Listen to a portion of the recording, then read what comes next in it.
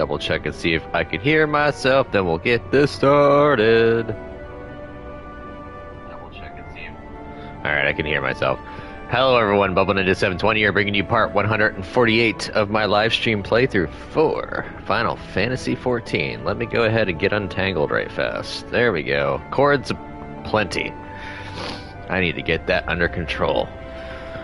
Alright, so when we last left off, we fought and defeated Zodiark, and then Fandaniel killed Zodiark and himself, and then Xenos left, and we're now trying to stem the final days. So we met the Loporrits. So we're gonna head over this way. I'm gonna mount up because this place is gosh darn huge.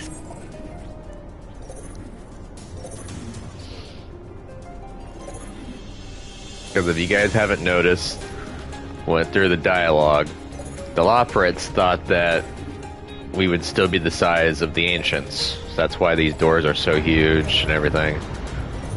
They thought we were children because of our tiny stature.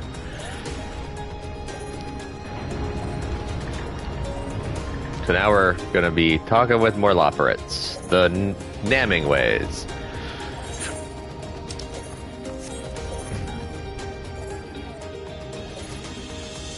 It's a nice area, but it's not my cup of tea in terms of aesthetics.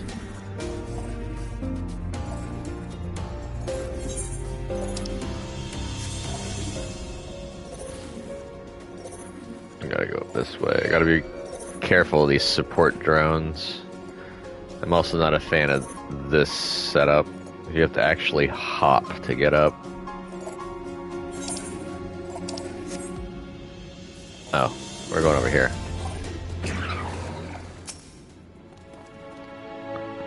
Welcome to the Caratorium. Here we create prototypes of the various sundries required by our soon-to-be passengers. Allow me to introduce the head of foodstuff production. Cooking Way, pleasure to meet you all. Our work has involved no small amount of trial and error, but after many, many cycles of painstaking labor, I dare say we have created the finest cuisine our guests could ask for. You probably guessed what's coming up. I've learned all about the essential nutrients for a healthy and balanced diet from the reference materials we received. Why, I've practically worn the words from those invaluable pages. Naturally, we've also considered ease of growth and production. We will not want for ingredients. I must insist you try some. We have fresh stock recently prepared on account of, well, because we just woke up and we're all quite famished. Hop along the platforms here and you'll find a storage unit full to bursting with delectable delights. Help yourself to anything you like.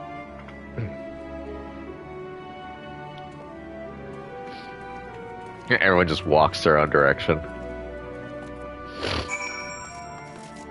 Yeah. These steps are so huge that you can barely jump them.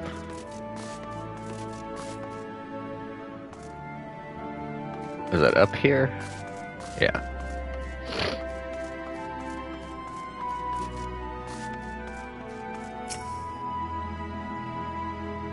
You open the storage unit and find a rainbow-colored assortment of carrots.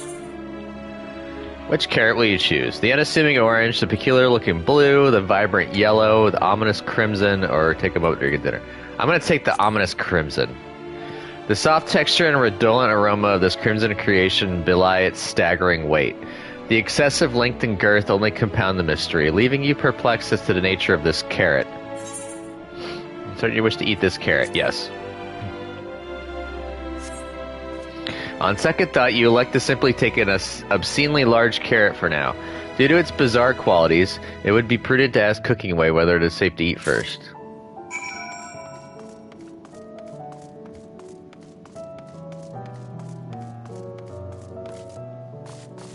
Wow, even the rim is too high for me to just walk up.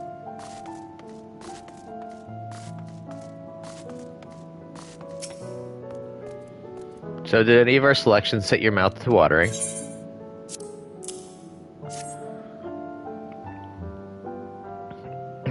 Yeah, yes, a fine choice. One of my personal favorites, actually. Please dig in. I'm eager to hear what you think.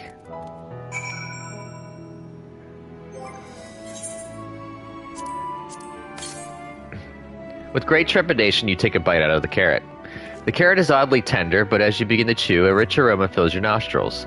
A newfound vigor begins welling within you. The rumbling of your stomach, however, suggests it may simply be indigestion. I got iron carrot. You suddenly find yourself full of vim and vigor.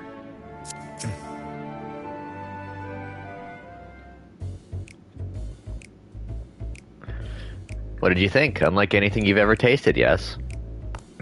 The iron carrot can be a bit difficult to digest, but the boost to endurance it promises makes it the perfect meal before a day of heavy lifting. We have plenty of other varieties too. Bleeding carrots to improve blood flow, dream carrots to help with sleep. So you see, we have a carrot for every occasion. Oh, I put glasses on, by the way. These carrots are extraordinary, but what if I don't like carrots? I can certainly see demand for this in Charlian. What if I don't like carrots?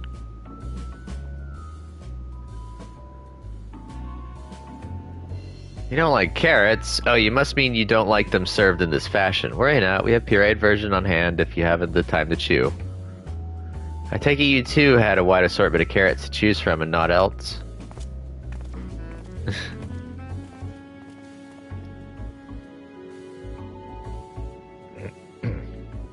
If I might ask, what exactly did these collaborators share with you about cuisine on Aetheris? Surely you are aware we have an abundance of dishes and foods you can emulate. Of course we are, but well, it was only quite recently that we established contact. Even holding a conversation was a struggle at first, so imagine our surprise when they sent a mountain of books and documents with no clear instructions. The sheer amount of information was overwhelming. If it wasn't for the encyclopedia I found, we would have been at a loss of where to begin.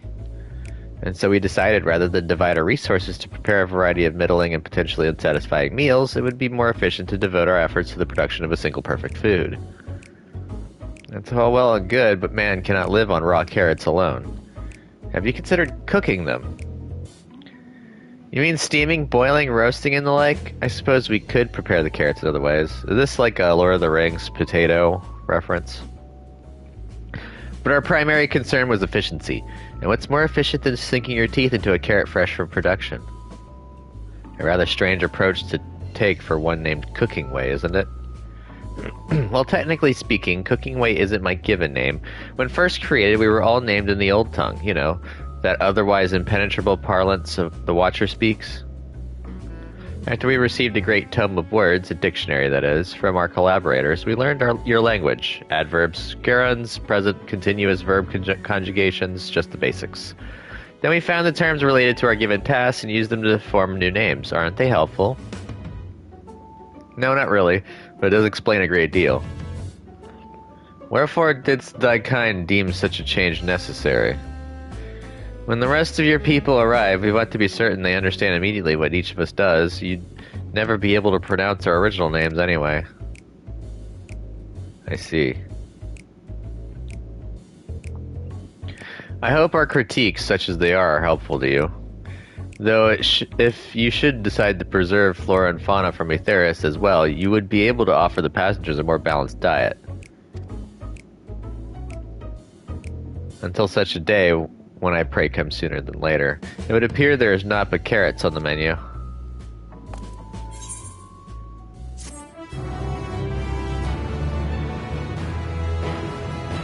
I don't have a problem with carrots, I actually like them, but you know, if I ate just carrots, I'd probably go nuts. Purple carrot juice, skill, speed, and vit. Style to hero. I think we've had our fill of carrots for now. Let's move on to other necessities, shall we? Our clothing production is sure to impress. This way.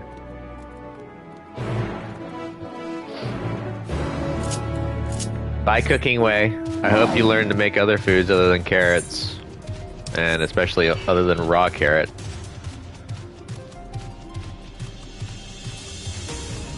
These guys have a very wide pull range.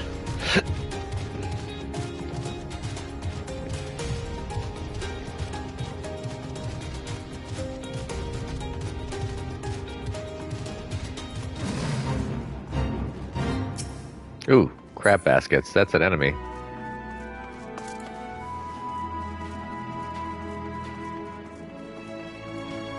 I don't know why I thought that that was my objective.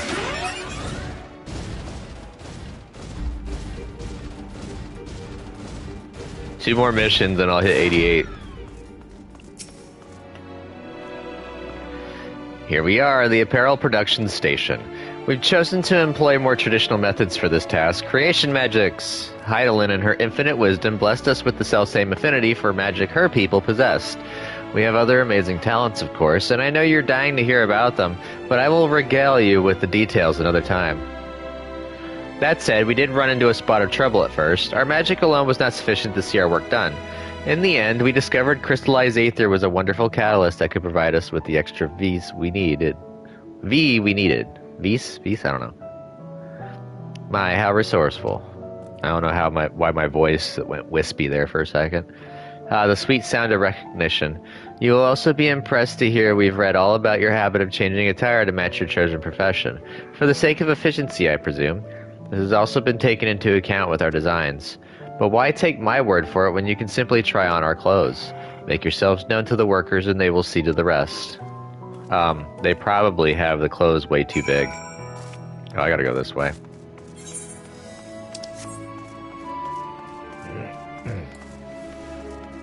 I probably should just put sprint on just so I can keep jog. Well, until I get into combat. We're gonna go around the back so I don't accidentally pull that watcher or assist drone or whatever the crud it is. Plus it starts back here. Ugh. Clunky steps are clunky. Those are better. Ah, it's you, one of the visitors from Etheris. Goodness me, Mapping Way wasn't kidding. You really are smaller than the Watcher. Alright, you're here to try on a set of clothes, yes? What would you have me fashion for you today? An outfit that embodies my bloodlust, something simple yet functional, a fashionable and refined ensemble. Let's do this.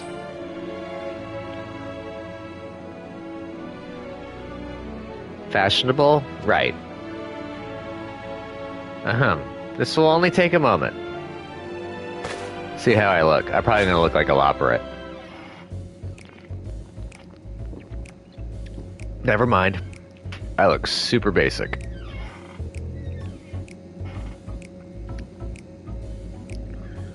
There we are, all finished. A perfect fit if I do say so myself. I'll be honest, I know nothing of fashion, let alone fashion on Etheris, but I'd wager no one down there has ever worn anything like this fine ensemble. Perhaps you can start a new trend.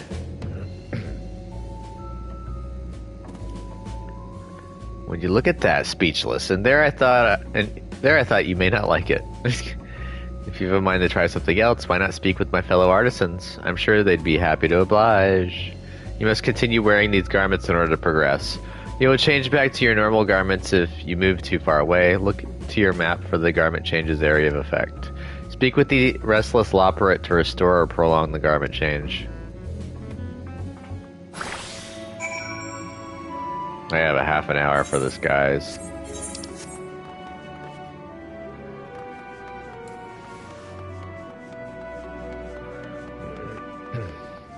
Just tossed random clothing onto me. That is adorable.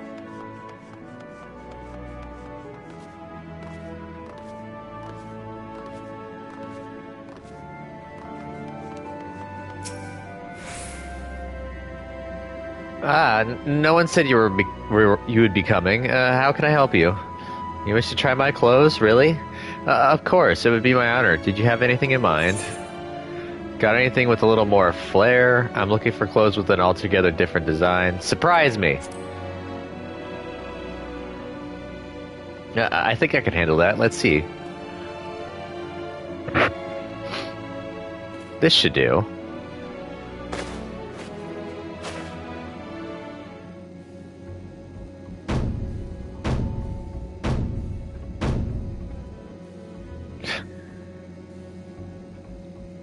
Some of my best work yet.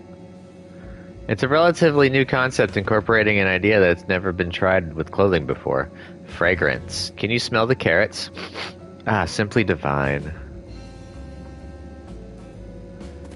I was worried how the concept would turn out when put to the proof, but it looks stunning on you. Why don't you go and show Living Way? I'm sure she's eager to see what we've come up with. You must continue wearing these garments in order to progress. You will change back to your normal garments if you move too far away. Look to your map for the garment change's area of effect. Speak with the Jubilant Loperate to restore or prolong the garment change.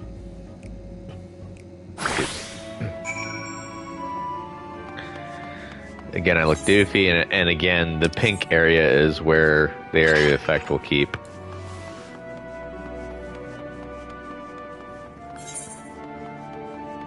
So basically just in this entire area. This reminds me of the days when I first started playing the game and you didn't have an actual set of gear and you just cobbled whatever you had together from what you got and what you could make and what you could buy. My, don't we look splendid? The result of much trial and error, but I know quality work when I see it. Shh, you needn't speak. I can see your adoration for the moon and we Loperates in your eyes. No doubt your friends feel the same having sampled our creations. Oh, here we go. I want to see what these three look like.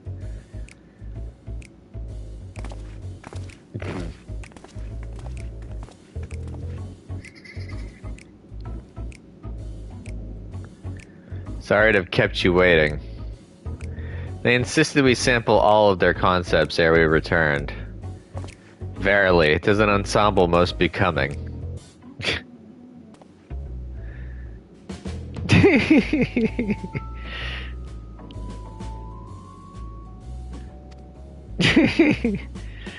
think it's past time we return these clothes.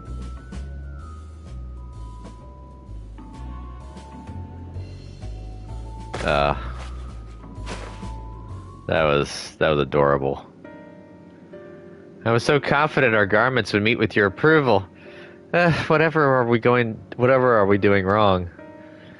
The Watcher taught us that in his time everyone wore the same robes. To do otherwise was against social etiquette. We thought we could appeal to the modern taste by tailoring the robes to specific professions, but...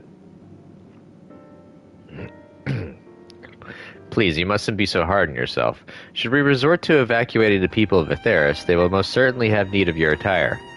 'Tis clear you spared no effort in addressing our needs, but you must understand that we are not quite so homogeneous.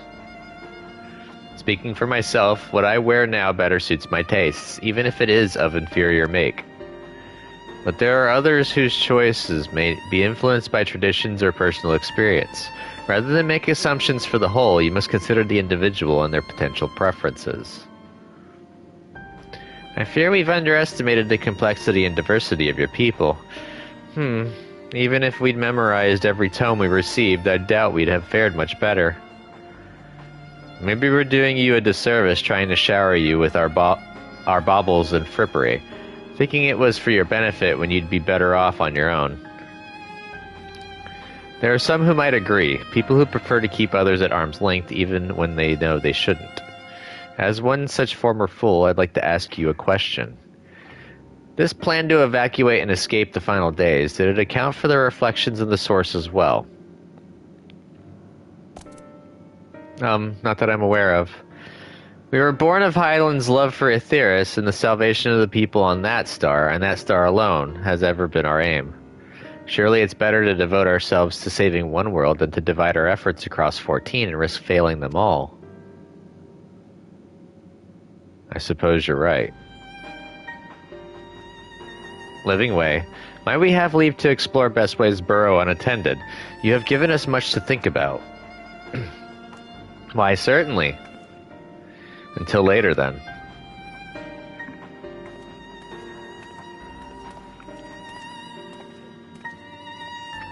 If I may, I should like to accompany thee a while longer. Really?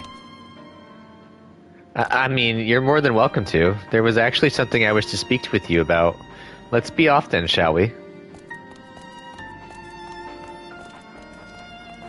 I'm left to my own devices now.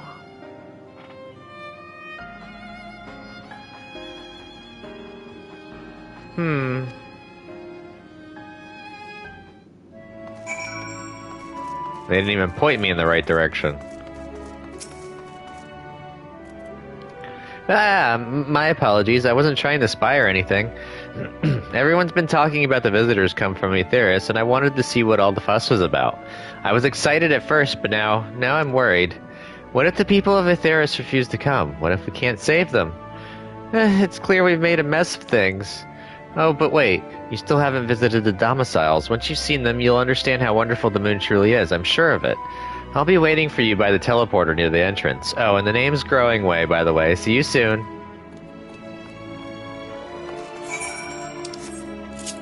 I'm just gonna go ahead and... boink! It's arc time.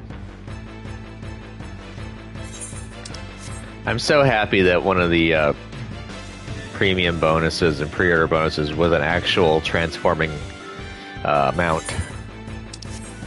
I was so happy to get one because I wanted the cruise chaser for so long, but I couldn't justify dropping $30 on a mount. Just the mount.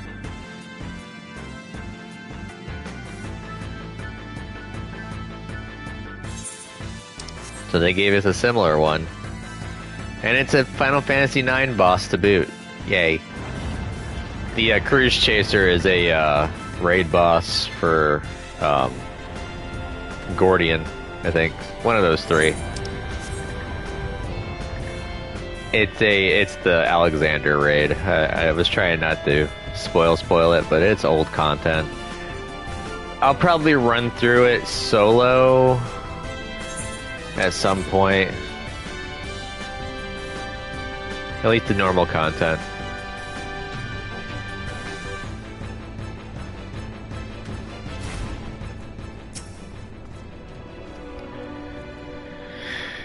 You're here. You're really here. Thank you. Thank you so much. Sorry, what should I call you? Hero, eh? Crikey, even your names are amazing.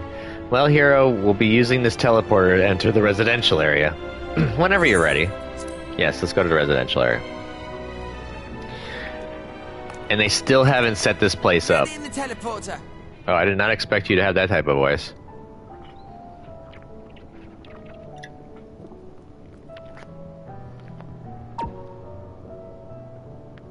They still haven't unlocked this area yet for housing.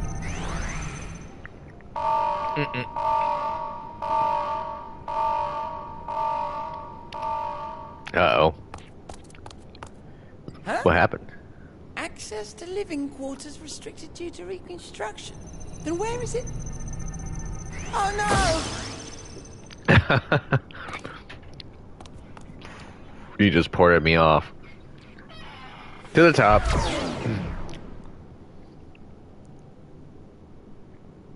That's the reason why the housing there isn't. Audience, as thou didst request, for reasons I know not.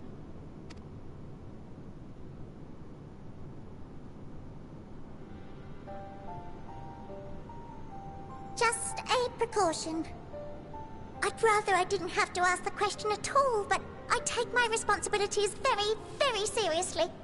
Which you should. Do you and your friends, by any chance, find our accommodation wanting? Be honest, brutally even. It is kinda utilitarian. 'Twould be ungracious of me to belittle the efforts of thee and thine. Lovely sentiment, really. But the disappointment is writ plain on your comrades' faces. It's all the more frustrating since no one will come out and say what they find wanting. It's pretty much everything. If there are faults in our work, we need to know. We will do better. But time is not on our side. Nope, not at all. The final days will wait for no one. If your people are to be saved, we must take quick and decisive action. Yes. This vessel must serve as a home for as many passengers as possible, for far longer than we may like. Which brings me to my request. Our collaborators on Aetheris are doing what they can to prepare for the voyage. Would you be willing to go and lend them a hand? Ooh, are we gonna figure out who it is now? Having seen the moon for yourself, you could speak to its many splendors learn what else they might require, and assuage whatever concerns they have. Well, for one thing, you have a lot of open space you could be using to house people. Wherefore wouldst thou entrust me with such a task? How to put it? You're the only one who appears not to be wholly unsatisfied with our work. Or quite good at pretending that's the case, at least. Calm, collected, tactful to a fault. Very particular with your words, too. You understand that, in the face of great danger, one cannot pursue perfection at the expense of practicality. The difficult choices must often be made for the greater good. The greater good. And so fate doth conspire to set my feet upon this path once more. Come again?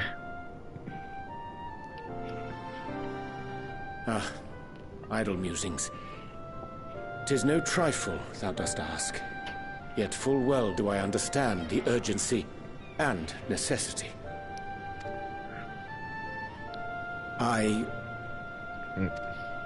Oh, dear me! Dear me! I was terribly sorry for the mix-up. It's a bit of a malfunction. I hadn't realized the residential quarters were inaccessible, you see.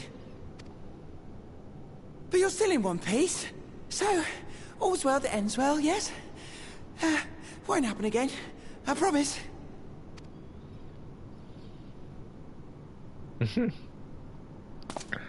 Loporets are funny.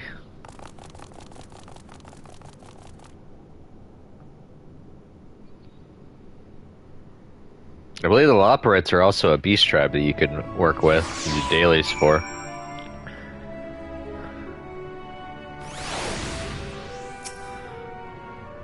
Gosh, that was embarrassing. I promise to be more careful from now on. Since the residential quarters are closed for now, I rerouted the teleporter to allow travel between floors instead. Hopefully it proves useful in the meantime. A shame you couldn't see it though. You really would have liked it. They might use that for later. You can now travel between the upper and lower floors of Bestway's burrow via the teleporter. Sweet! Because this place is so stinking huge. All's veiled that ends veil. It may not seem like it, but we've been planning for this far longer than I'd care to admit. Each time we woke up, we'd have long discussions about how to save as many of you as we can. Felt like everyone had an opinion on this or that. But the one thing we all agreed upon was that the people of Aetheris wouldn't take action to save themselves until it was far too late. That's why we're striving to make the moon a vibrant, magical place they'd hop at the chance to visit, rather than waiting for the flames of oblivion to get them off their tails and force them to accept our invitation. The residential quarters may not be up to the necessary standards just yet, but there are plenty of other places we're seeing. You've already had a look around the Curatorium, but wait until you see what's waiting for you at the east end of the burrow. Follow me.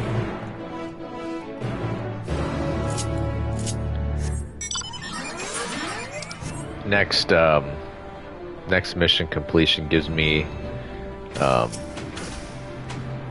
level up. Lower burrows, yes.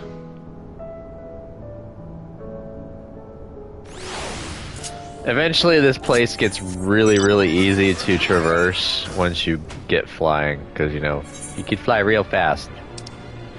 So now we've explored most of the west side, now we get to go to the east side.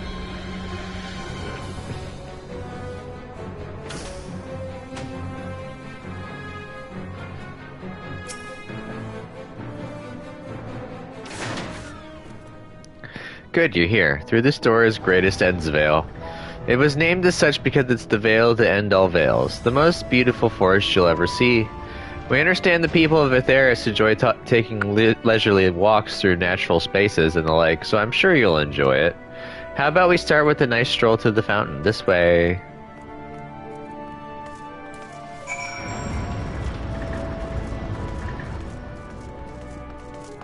Again, all this space you could be using for other things.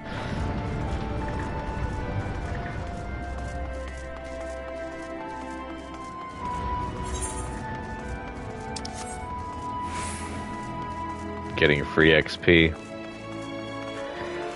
And this is what they call natural, huh?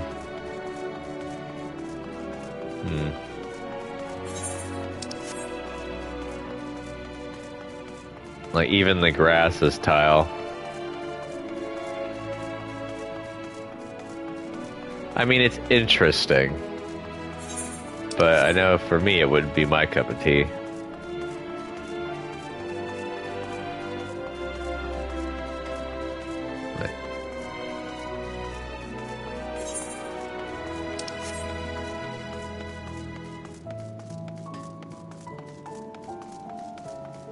I do love the music, though.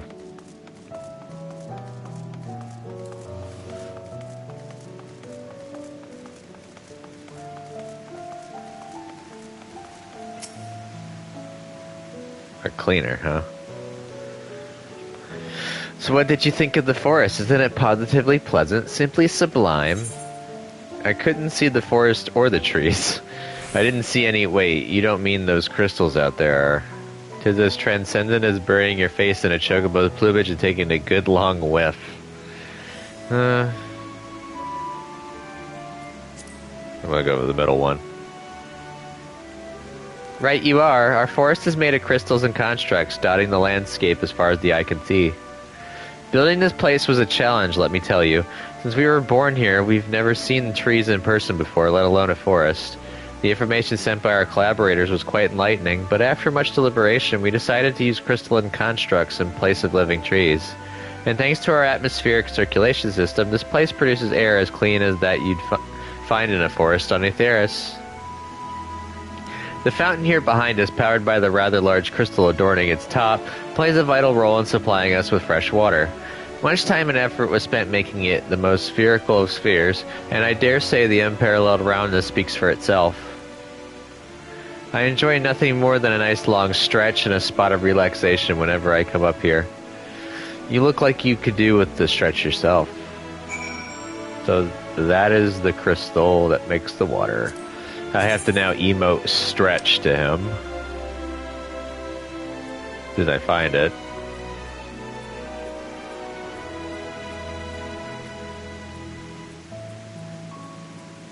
So many.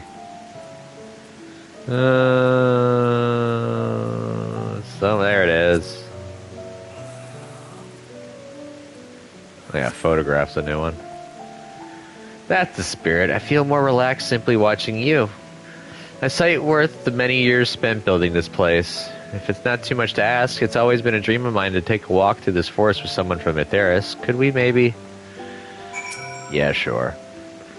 You will? Oh, be still, my quivering whiskers. Growing Way is now accompanying you. Keep him at your side in order to proceed with quest objectives. You can leave Growing Way behind by entering a different area, or by speaking with him and selecting the option to part ways. If you wish to have Growing Way accompany you again, return and speak with him at the original location.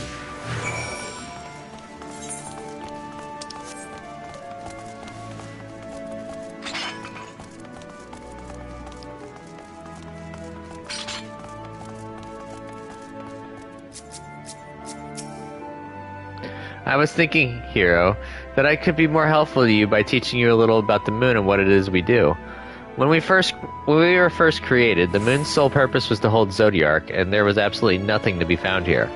Eventually, Heidelin gave us our first task, furnish the moon with propulsion systems capable of facilitating travel to other stars. It sounds impressive, and I suppose in some respects it is, but it was only possible thanks to all the knowledge Heidelin shared with us. We also had a lot of time to get it done. 6,000 years, give or take. But anyway, let's keep going. Can I talk with you regularly? Nothing like a relaxing stroll to forget one's worries, eh? Kinda wish that, you know, it wasn't crystals. So talk with this. Ask if you can taste the rainbow crystal. What? No, I'm not sure what it is you do with crystals on Aetheris, but we don't eat them. And certainly not this one. It's possessed of all 6 elements: wind, lightning, fire, earth, ice, and water. We use crystals like these to maintain the moon's elemental equilibrium. It's worth mentioning, though, that because of Heidelin's influence, being the embodiment of tranquility and stasis and all, manipulating the elements here is different than it might be on Aetheris.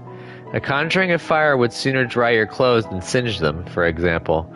Put simply, the etheric conditions are ill-suited to growth, which is why the surface is mostly barren. Of course, this was all necessary to keep the raging energies of Zodiark in check.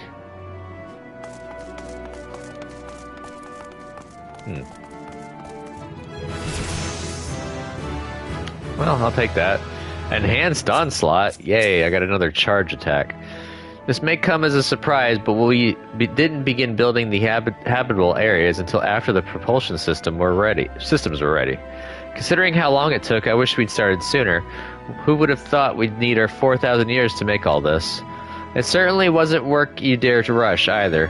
We had to create infrastructure and countless supporting systems, some of which wouldn't be operational till hundreds of years later. And then there was the brief period where our productivity came to a screeching halt, when that bizarre red satellite was sent up from Aetheris, the Allagon's mischief, I think. We thought maybe some new nefarious actor was colluding with Zodiark. All we could do was stand by and brace ourselves for the worst. I can't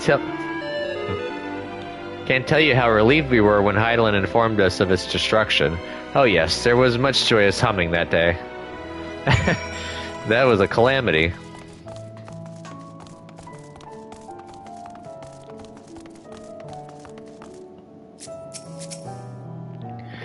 Say, do you notice anything peculiar about the treetops? I mean, apart from the fact that they're massive crystals and not trees. I'll give you a hint. It's the golden rings emanating from the glowing spheres. Along with the device fixed near the ceiling, they fulfill a role similar to our sun, and do so better even. The sun and similar celestial objects in the great expanse radiate energy that is harmful to your bodies. These rings shield you from that energy while allowing you to bathe in the perfect amount of sunlight, or rather, a close approximation of it. Cool. Pretty impressive, wouldn't you say? Oh, and if you look closely, you'll see different types of trees have ever so slightly different curvature. Yes, indeed, this force truly is the greatest.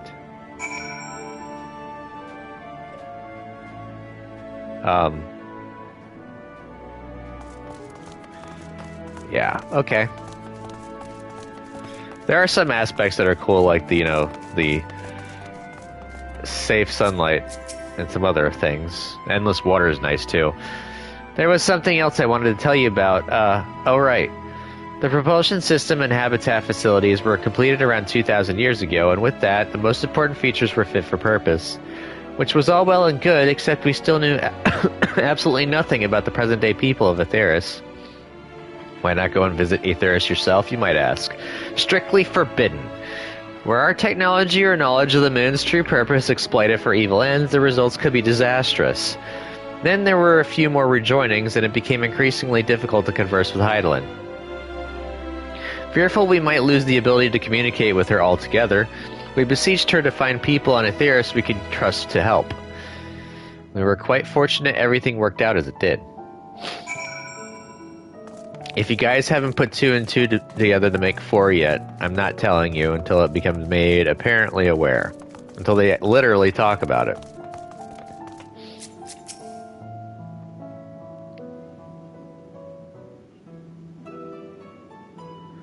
With the exception of routine inspections and maintenance, we remained asleep and waited, hopeful Heidelin would find someone who would help us.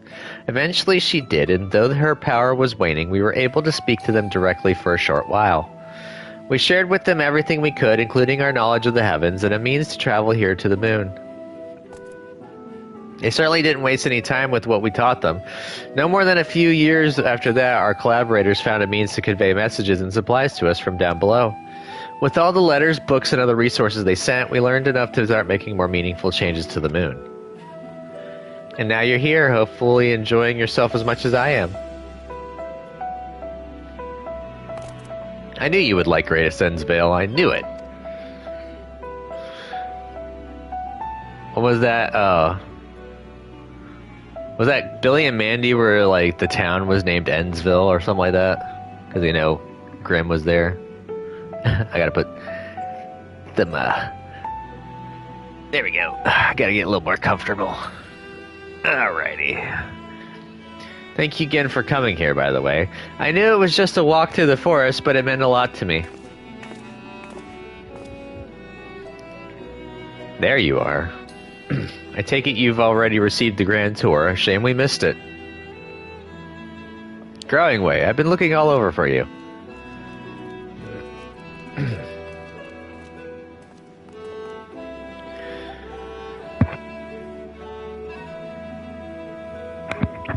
Oh, is this about the teleporter to the residential area? No, never mind that. We have more pressing matters at hand.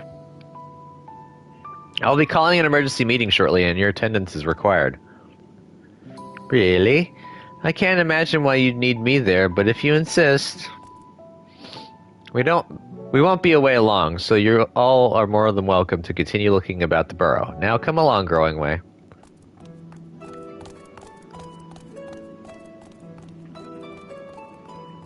Before we arrived, you seemed to be in the midst of a rousing conversation with your guide. Did you learn anything of import?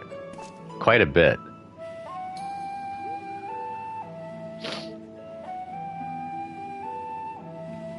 They've spent 12,000 years preparing for this. With the appointed hour fast approaching, I could certainly understand their restlessness, but still.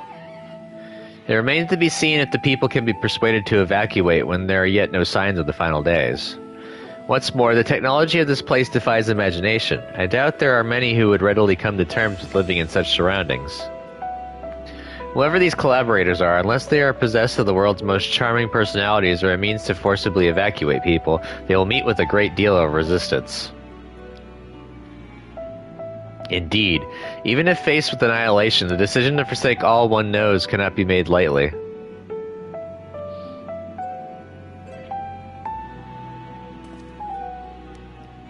Forgive me, friends, but I must beg your leave. There is another matter which it begs for mine attention.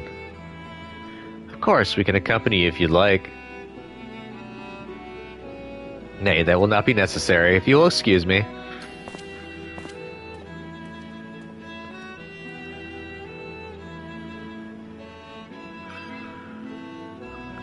It's Orion J being Orion J again.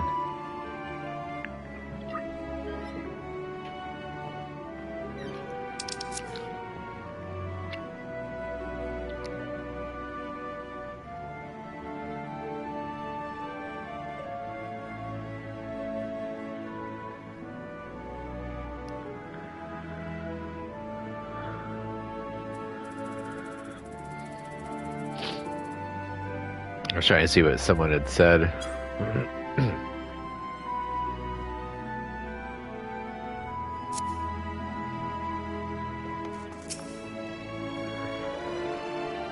Tis clear now that difficult decisions lie ahead of us.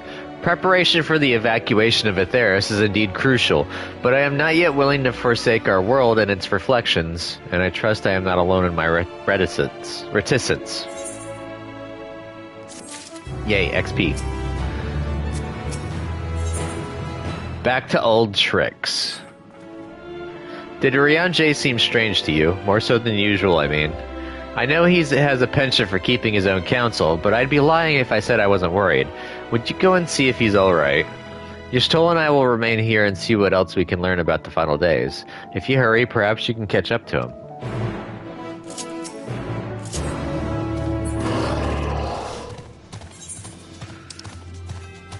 Oh, he's all the way in the center area.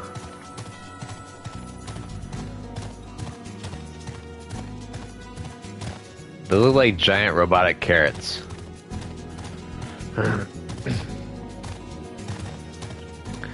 So if this is all like robotics and crystal and stone, where do they actually grow the food?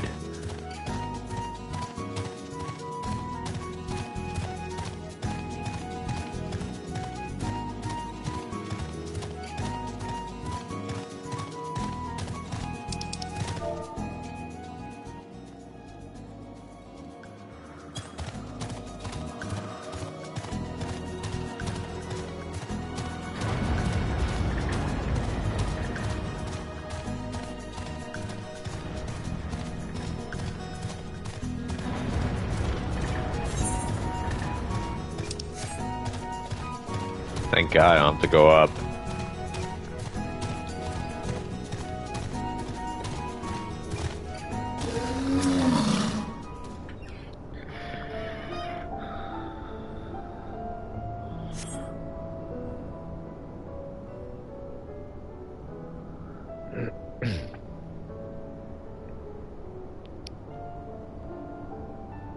Found him.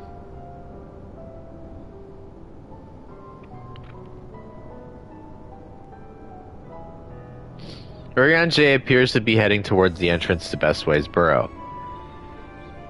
Is this one of those ones where you gotta follow him but don't get caught?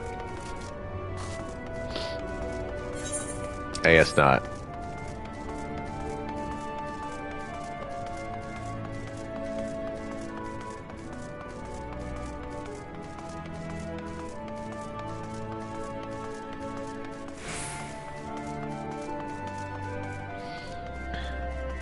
I think the jog function actually gives a little bit of a boost to when they do the sneaking missions, because you're able to walk a little bit faster.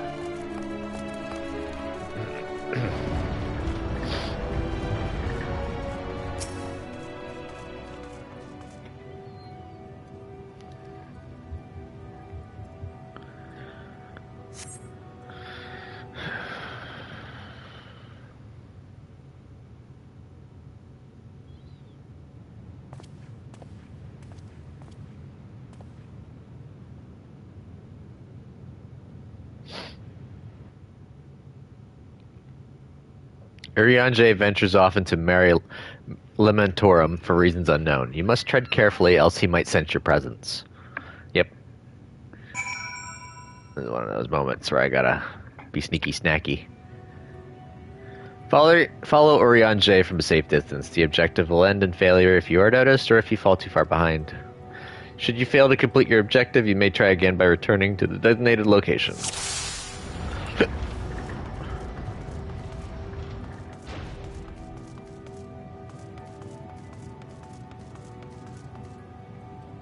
I'll hide behind you, Argos.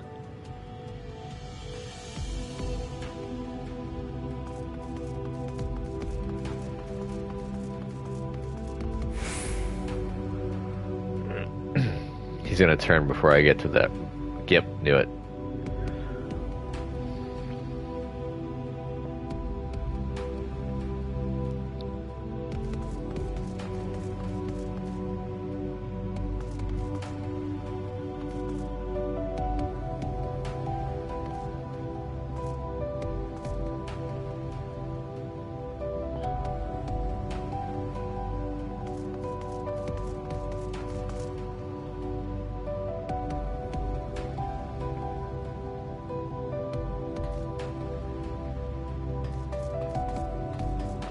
Ooh, I'm gonna get seen. Oh, thank God he didn't see me. I got hooked there for a second on the landscape.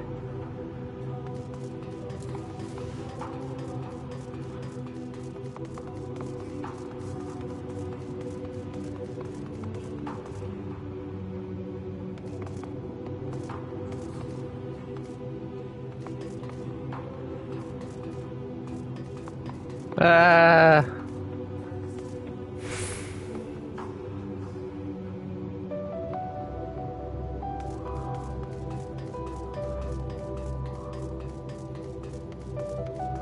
Should be able to hear me clomping along.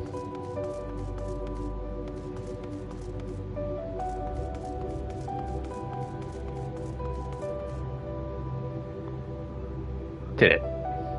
Yay. I'm not that bad of a sneak.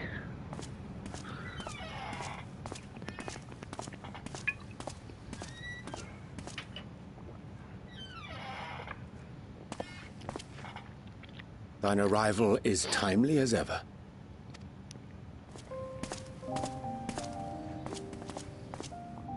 Thou didst chance to overhear my conversation with Livingway, I presume? Some of it. 'Twas not mine intent to move in shadow. Nevertheless, I have been asked to do that and more yet again.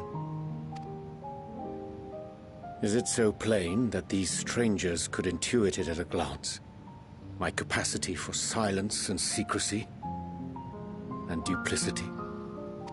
When Grahatir did contrive to deliver the first at the price of his own life, I was complicit in the scheme. A sacrifice averted for a mercy. Would that I could say the same for Minfilia.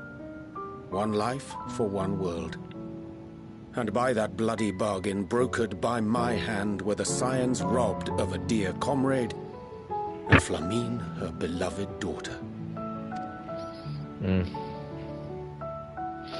Two souls whose selflessness was beyond measure, whose resolve was unshakable.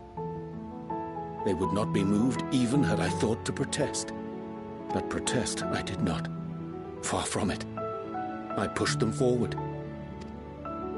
No effort did I make to seek out alternatives, ones that would not demand such terrible costs. That resignation weigheth heavy on my mind, as does the memory of another lost to mine inaction. Moonbreeder? Dearest Moonbreeder, who did face death unflinching, that we might secure a means to bring low the Ascians. In her hour of need, I did naught. Dutiful disciple of Louisoix, ever looking to the greater good. Had I shut mine eyes and bid her live instead, mayhap she would be with us today.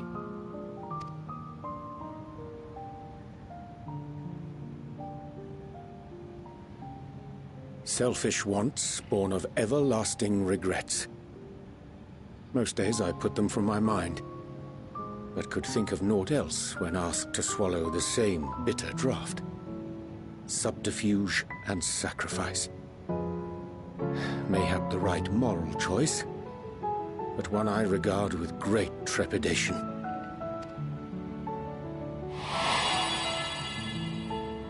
The calamity of Amarot was a tragedy beyond reckoning. One which must never again come to pass.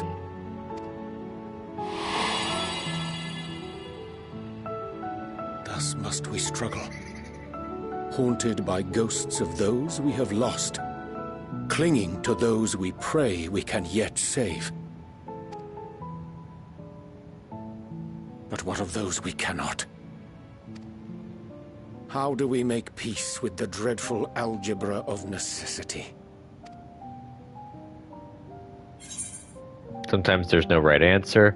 Have faith in yourself and your decisions. Take heart and protect well those you can. Would that we had the time to weigh the costs. I'm going to say sometimes there's no right answer, which is true. I am not alone in my discomfort, then? 'Tis surprising, though perhaps not. We scions are wont to debate strategy at length, but are resolute and unwavering in execution. Strange. Scarcely can I remember when last we spoke alone, and so candidly.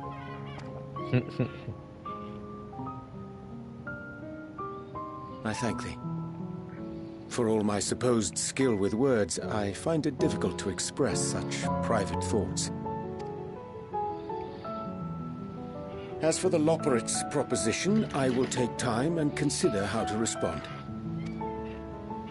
'Twould be to our mutual benefit if we could converse more openly with our aspiring caretakers. A concern I should be glad to address on the Scion's behalf. To dispense with all pretense and bare one's heart to another is a frightening thing indeed. But we cannot move forward ere we take that bold first step. A lesson I have learned many times before. And today.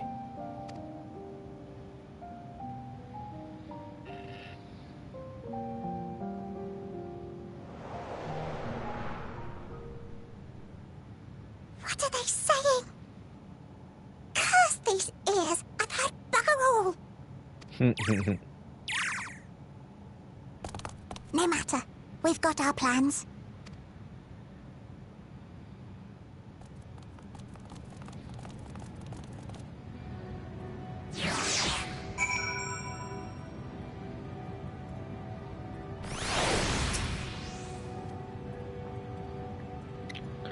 In truth, my reason for traveling hither was to effect a plan of mine own. A plan which may pave a way forward for us all. May I say, for there is no guarantee of success. 'Tis the reason I set out alone, that failure should it come would be mine to bear alone. Yet thou standest before me with proffered hand and open heart. 'Twould be remiss of me to refuse thy amity, and so I ask, wouldst thou join in mine endeavor? Oh. Setting things straight.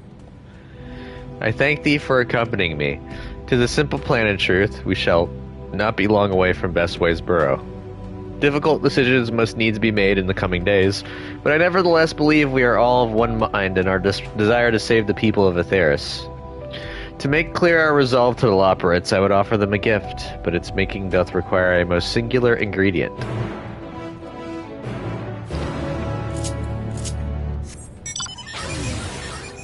Oh, I thought we were going to go to the Alagon site.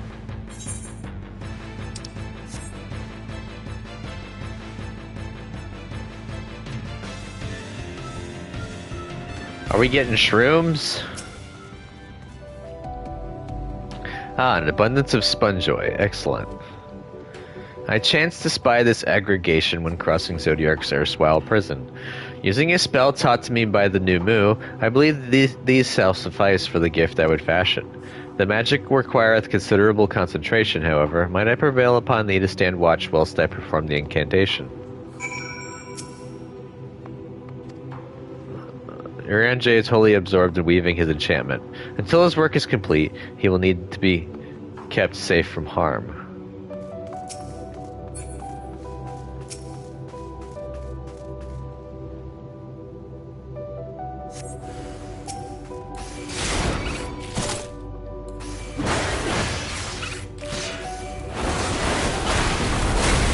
I need some crits.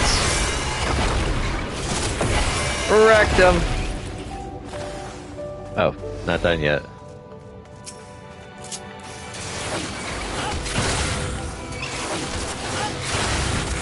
Oh, I didn't get the last one off.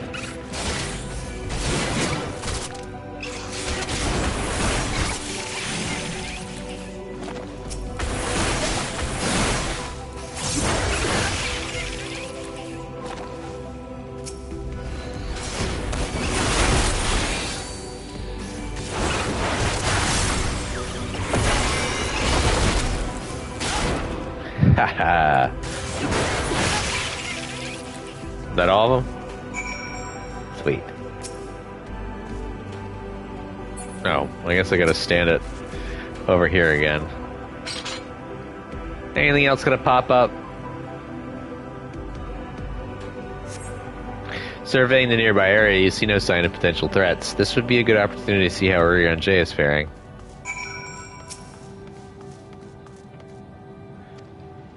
Urianger remains fixated on his work. So he's still working on it.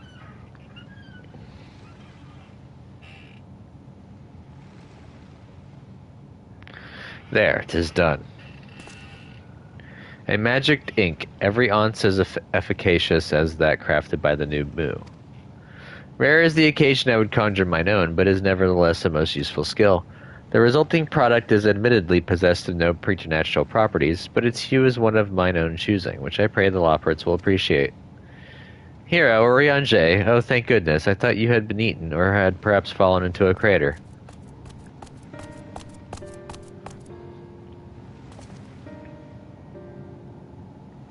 Y'shtola has been looking all over for you, Hero. She says she needs to speak with you about something most urgent, dire even.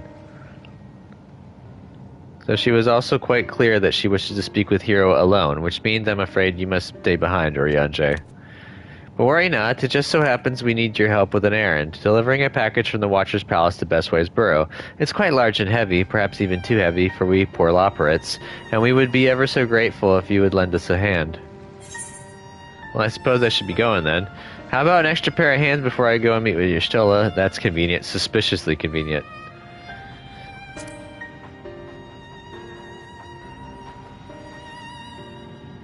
No, that won't be necessary. Urianger's help should more than suffice. And I'm sure you don't want to risk getting on Y'shtola's bad side by keeping her waiting. She seems prickly. Now off with you. Worry not, hero. I shan't be long.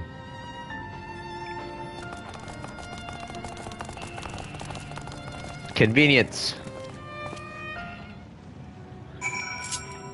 Even the Loperit's a little crafty.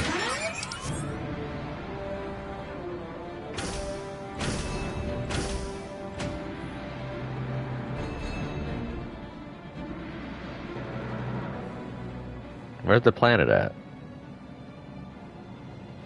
Oh, I guess I can't see it from here.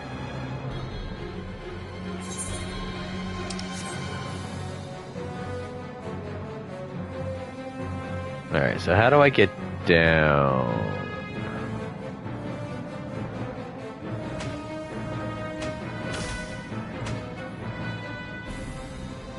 There we go.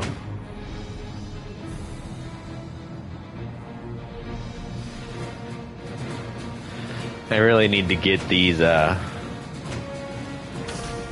currents.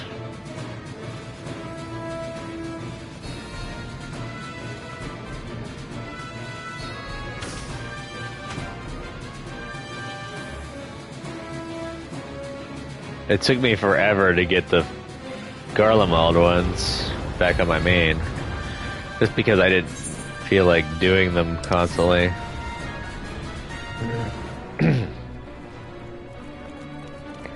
I was always getting sidetracked with one thing or another. Ugh. Ugh.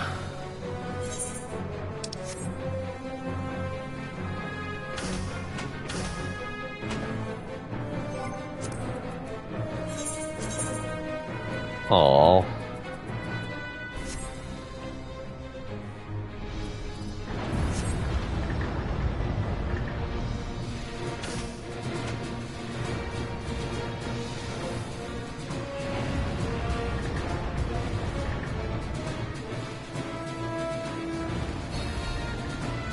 Oops. Sorry, I wasn't paying attention.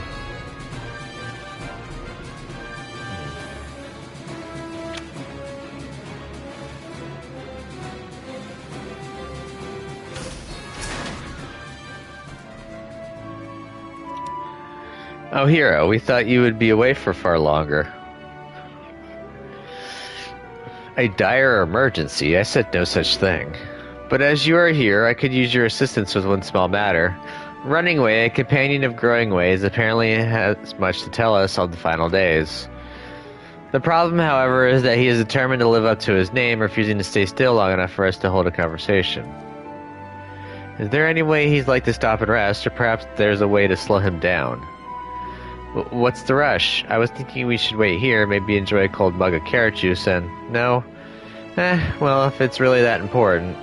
You could try using these balls of moose flesh, not to be confused with the other thing.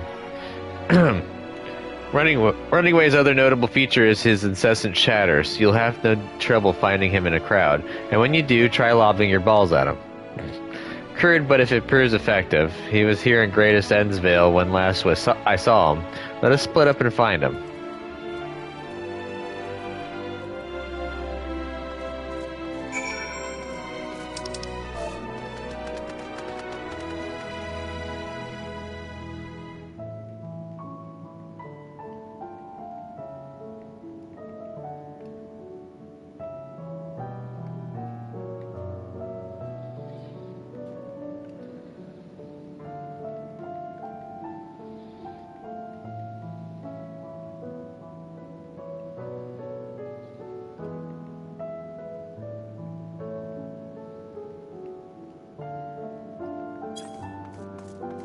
Sorry, I was talking with the guild a little bit.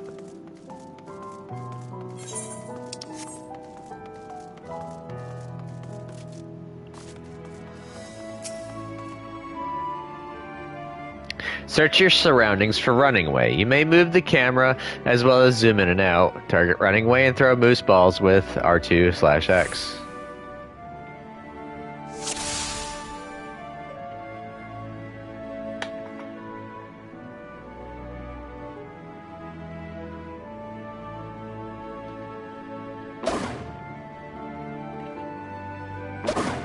I think that's him. Blar, what happened? Oops, that was the wrong one. I saw him running. Yeah. Alright, so I gotta find one that's running and chatting a lot.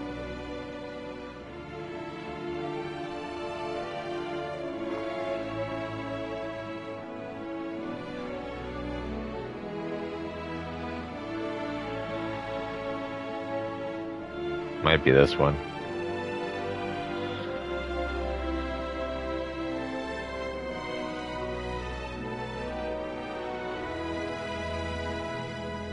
How far can I go?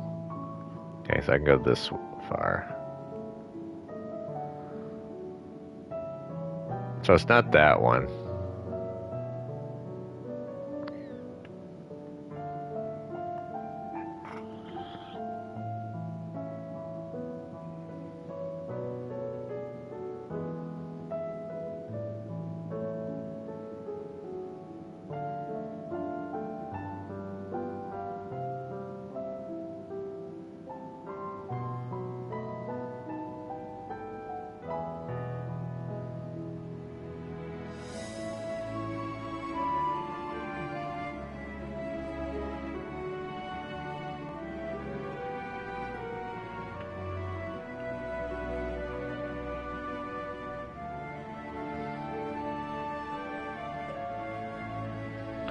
Where's the runner at?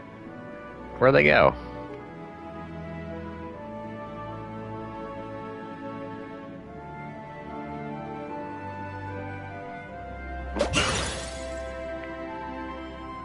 Oh, that's smart. So this was meant to be a joke. It's not. It isn't funny. All right, got him.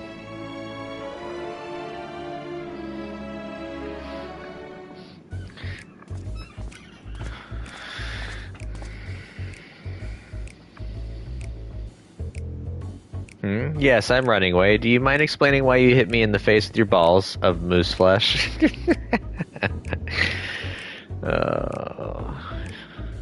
I'm highly knowledgeable about the final days. Ha, that's the most ridiculous thing I've heard since I woke up. Who told you that joke? As if we've got time to look into the final days when there's so much to do before the great voyage. It's true that Heidelin did impart to us some knowledge of the event, but I know about as much as any other operate around here. Less, probably. I don't know why anyone would think it's funny to go around telling people I'm an expert, but they'd better hope I don't get my paws on them. Sorry, I could be of more help, but if there's nothing else, I've work to do. And I'm off.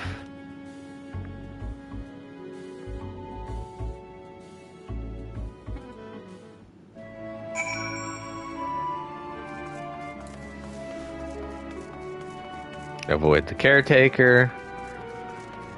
Get to the others.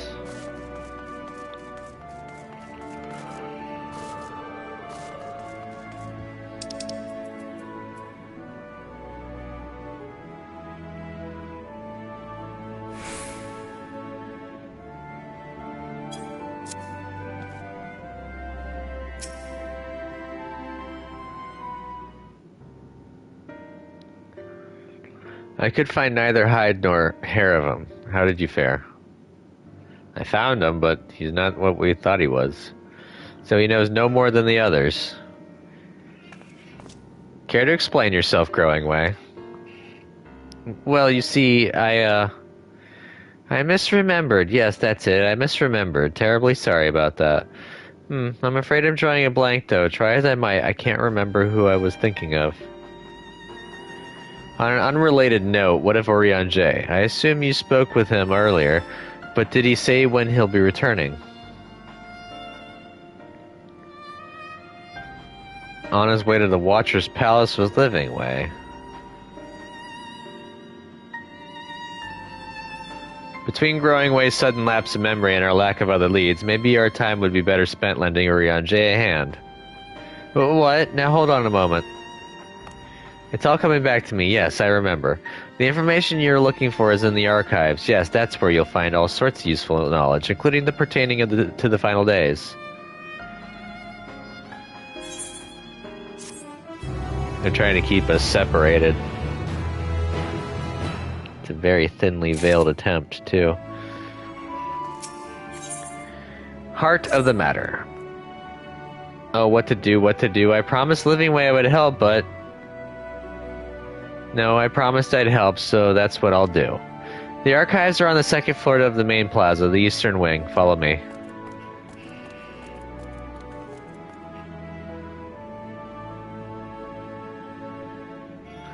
I suspect the law pirates are up to something, but if there is aught to be learned of the final days, I think it best we play along, for now at least.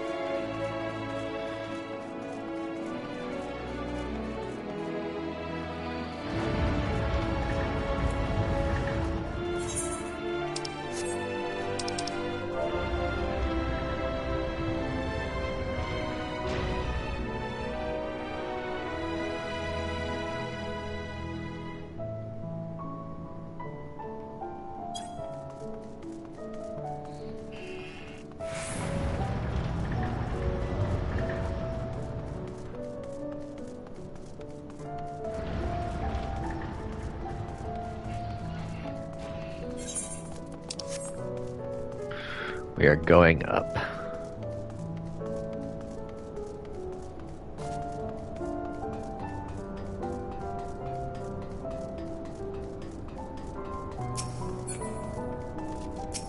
Wait, you can't use this teleporter?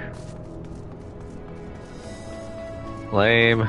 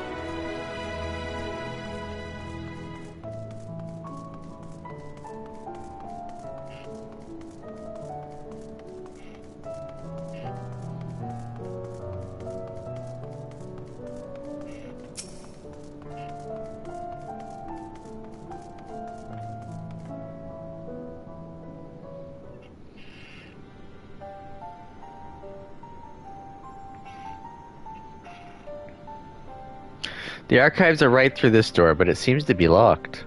I guess we'll just have to go and find whoever has the key. Growing way, enough. If you have naught else to tell us of the final days, you need only say so. We can ill afford to be wasting time here, as you well know. Did you yourselves not tell us we must act quickly? Yes, we did, but the moon has to be a perfect paradise for the people of Aetheris, and we're running out of time to make everything ready for their arrival. We hoped you'd see the wonders we have to offer, but you found nothing but faults and flaws in our work. Only one of you saw our potential, so you others must be kept here. Ah, so that's Living Way's game. Run us about in circles, and failing that, lock us away so we can't put the plan at risk. Everyone except Orion J.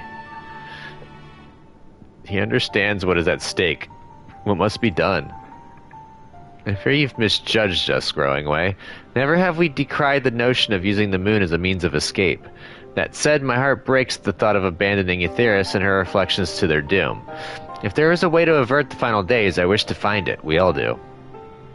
We may fail, but our efforts would never be at the expense of your plans. But why would you take that risk? There's no room for ifs and maybes now. The people of Aetheris will escape here to the moon. They'll be safe, and we'll finally get to see all their happy, smiling faces. I'm sorry, but we can't let you leave. We just can't. Uh-oh.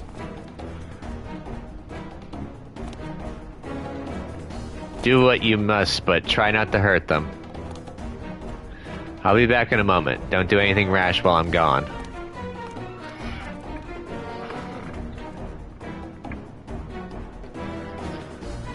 If we dally, they'll overwhelm us with sheer numbers. I say we knock these ones out, split up, and make our way to the exit.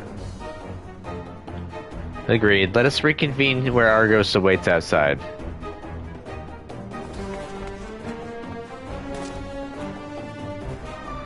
I get to beat up Loporets now. Yay.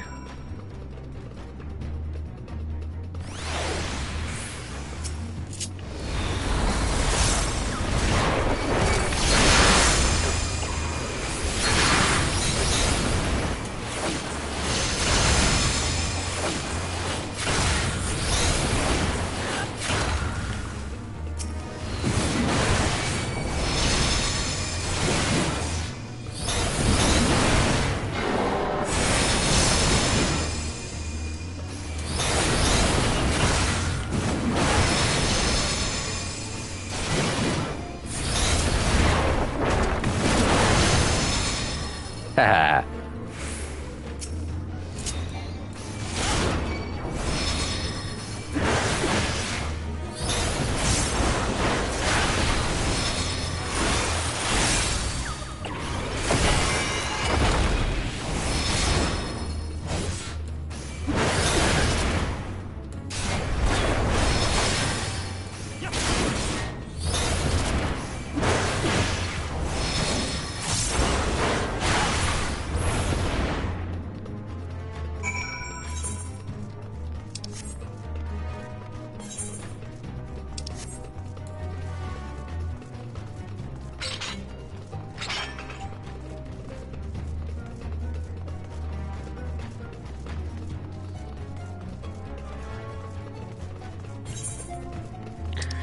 I'm taking the sprint route because I'm letting my cooldowns recover.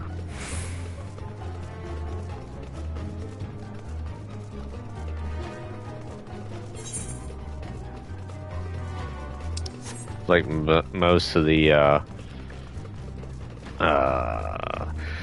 Aether Current quests are up. I'll eventually get to those. Right now, I'm just gonna try and push story.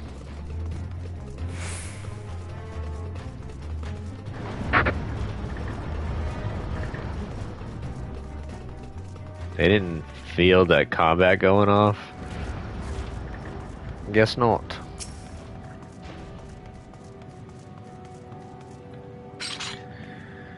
Good, you're here. We must hurry to the Watcher's Palace and find Orion J.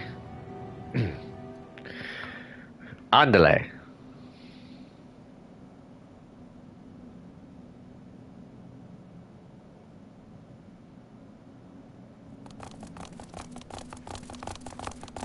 And what, pray tell, do we seek at the Watcher's Palace?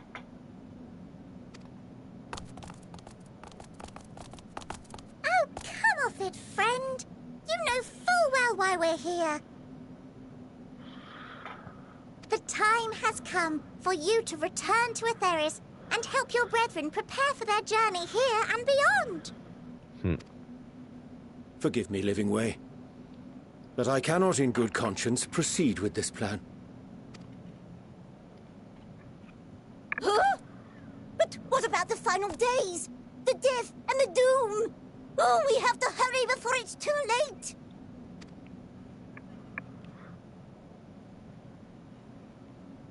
Your unflagging commitment to your duty is endearing, to say the least.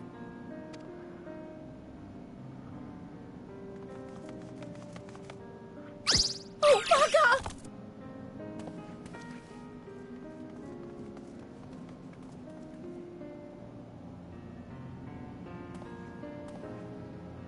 Be at ease. They bear you no grudge, nor do I. How could we, having come to understand your purpose? For millennia, you and yours worked tirelessly towards the singular purpose of this heavenly vessel's construction. An arduous feat by any measure. Mm-hmm. 'Tis clear you have spared no effort. Why, your very names are a testament to your dedication.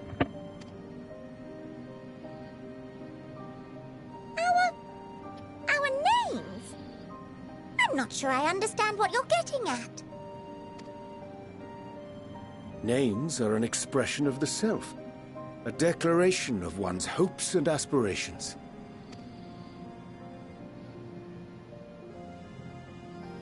Your use of contemporary, uncomplicated nomenclature doth ensure clarity of purpose.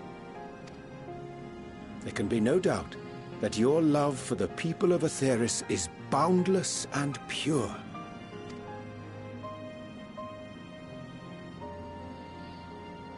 Yes! Yes! A most mellifluous phrasing! We Loperids were born of Heideland's love for Aetheris. That voice. That shining, shimmering blue jewel, brightest star in the sky, brimming with life and possibilities. Oh, it just reminds me of Danny and Aaron, Game Grumps, making Zelda voices. For as long as I can remember, I've toiled in anticipation of the day when this vessel might be needed. All I've ever wanted was to meet those she cherished so dearly. To serve, and serve well. That goes for all of us. Don't you see? So help us. Help us help them. Lead them here where we can keep them safe. If there's anything wrong with what we've built, we'll fix it. We'll make it right.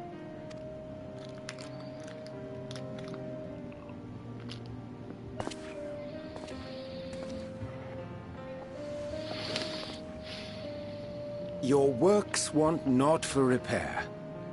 Yet there remaineth much for you to learn of men, and your own kin besides. Singing Way, thy name bespeaketh more than the simple marriage of rhythm and rhyme. The songs of Aetheris are beyond counting, and span the length and breadth of emotion. Maps are monuments to man's pioneering spirit, and his devotion to charting the furthest reaches of our star. Many have devoted their lifetimes to exploratory pursuits, to venture unto the highest mountains and the deepest oceans in search of unknown frontiers. And thou, my friend, I do not think we've met. My name is Pudding Way.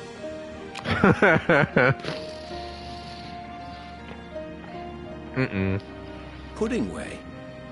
Yes, indeed. A name of deep and abiding significance, I'm sure. But one perhaps better communicated through delicious deeds than tasteless words. A judicious application of fey magics at a later juncture may be appropriate.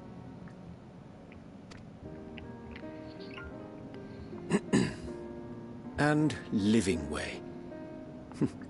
'Tis no easy feat to convey the significance of thy moniker. When I was a bookish boy, a dear friend of mine was fond of peppering me with questions as I read, to my occasional annoyance.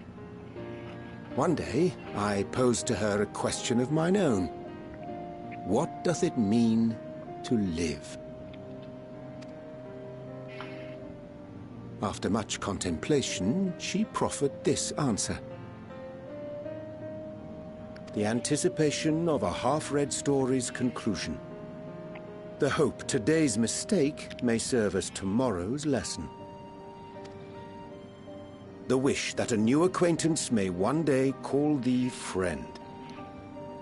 She believed it to be all these moments and more.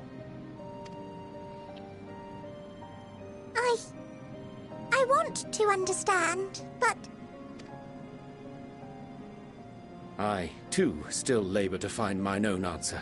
'Twould be my pleasure to assist you and yours in embarking on a journey of self-discovery and enlightenment. For thee.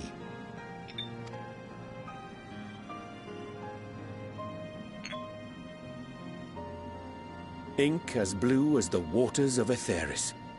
Made in haste, though I assure thee, the quality has not suffered for it.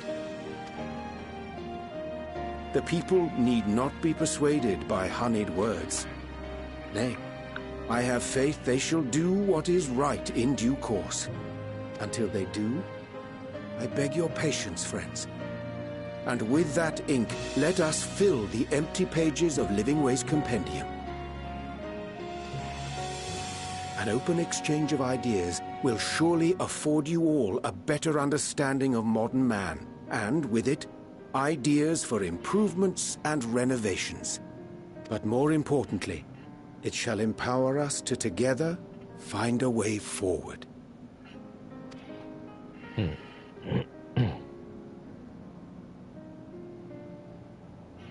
I hope you're right. Thank you for this lovely gift.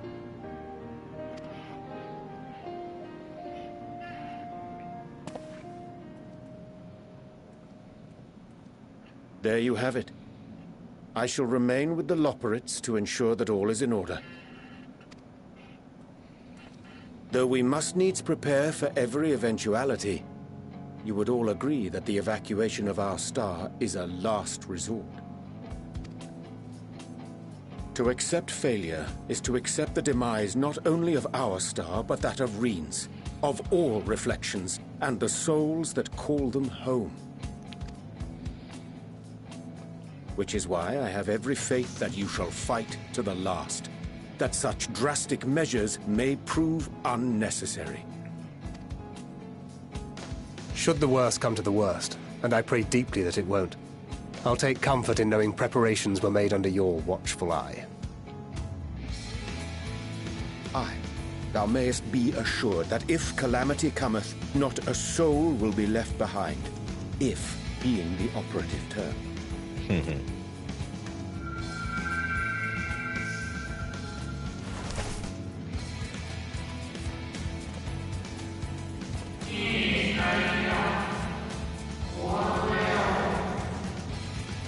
That flower, how came it into your possession?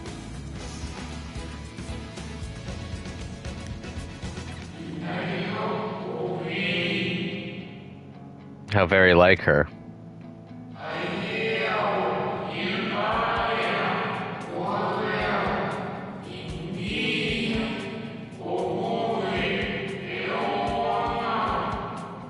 Guided by its light, you may come to know her true intentions. Intentions which remain a mystery even to us.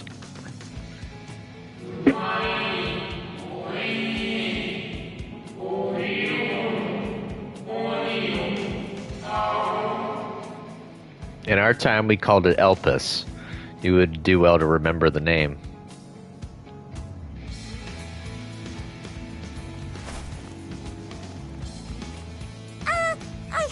Interrupt, but I feel like I need to make amends for all the secrecy. Think nothing of it. We haven't been the most gracious of guests. Do convey our apologies to Growingway and the others. But of course! And when next we welcome more guests from Aetheris, we'll have learned to be much more hospitable hosts. Oh, and circling back to the matter of inappropriate secrecy, we ought to discuss our benefactors. Agreed. The Charlayan Forum, yes? What? How did you know? The more I heard, the more obvious it became. The Forum's aims align closely with those of your anonymous patrons. A telling coincidence would be an understatement. Though had we not taken it upon ourselves to peruse certain restricted tones in Labyrinthos, we might still be unaware of their plans. But let us continue this discussion upon our return. I dare say we have kept Alphino and the others waiting long enough. Mm-hmm. And we get to look at the planet again.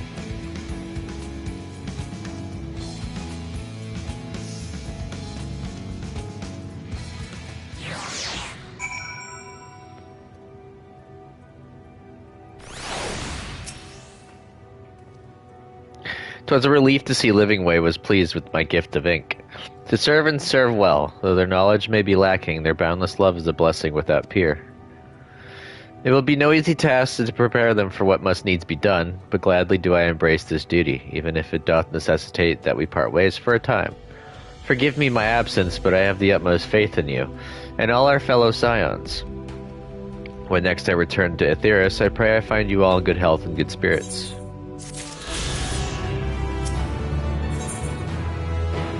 Returning home. With the Loporrit's and Urianger's capable hands, we needn't worry about affairs here in our absence. Knowing how the face of their earthly collaborators, there is much to discuss with Alphino and the others. Let us return to the Tower of Babel. Our battle for the star will soon begin in earnest, and we must be prepared.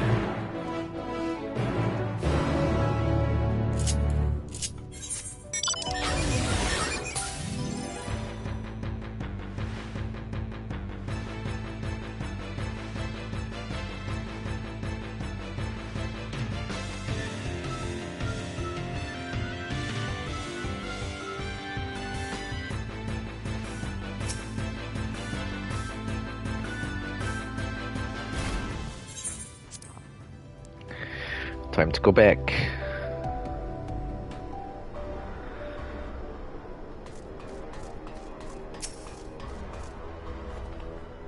Gods, I could scarcely believe we went to the moon and back. But we'll have time to reflect on that later. Right now we need to head back to Camp Broken Glass and deliver a thoroughly detailed report to Lucia. I'd like very much to know how everyone is getting on here as well. They'd only just begun to treat the tempered prisoners when we left. I share your curiosity, but warning our allies of the final days is of greater importance. I speak not only of the contingent, of course. The heads of state of every nation must know what we have learned. We know not when or where or in what manner the final days will begin to manifest, and so we must see that everyone is prepared. Agreed. Though we may wish to stress the importance of discretion, lest the public be sent into a panic, not that anyone in a position of responsibility should need to be told as much, but it bears repeating. Anyway, first things first, Camp Broken Glass. You gonna take me there, or do I have to port myself? I have to port myself. So I'm just gonna port straight to Camp Broken Glass.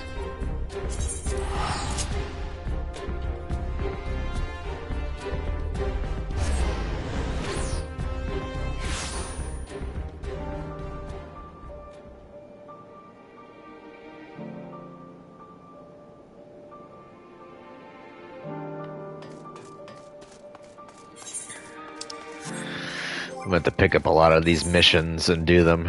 I also need to empty out this bag.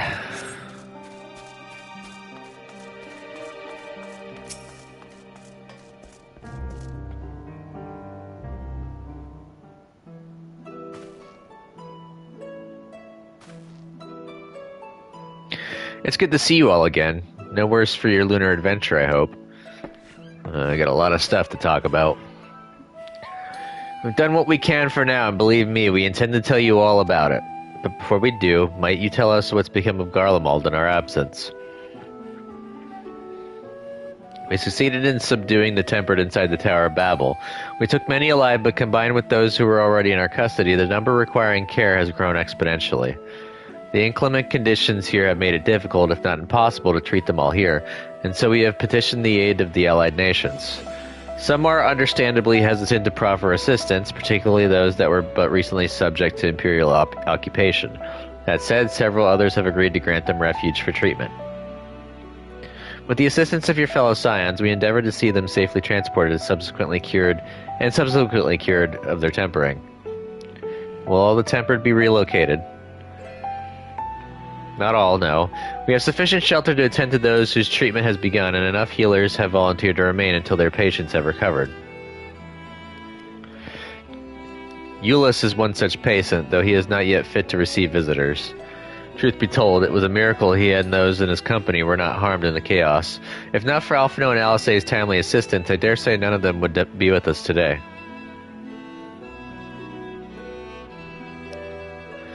In light of recent developments, have the Alliance leaders come to any decisions regarding Garlemald?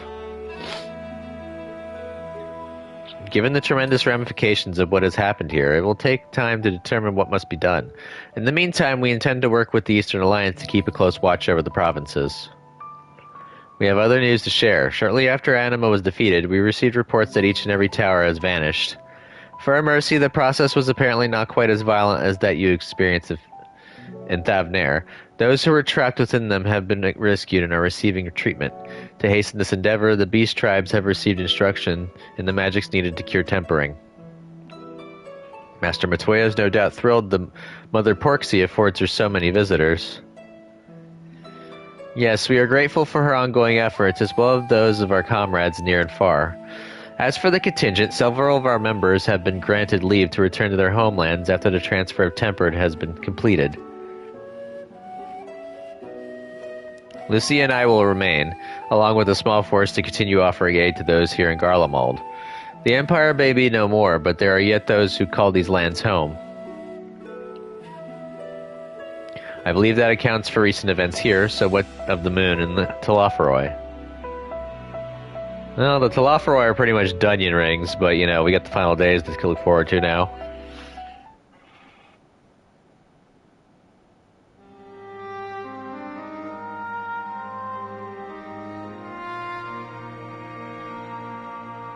The final days? Gods, I prayed your victory would mark the end of our troubles. There is still much we do not know, but the Alliance leaders must be told. Would you be willing to contact them in our stead? Yes, of course. I will send word forthwith.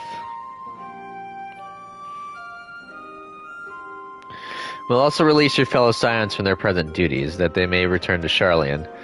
Your energies are better spent finding a means to avert the coming apocalypse.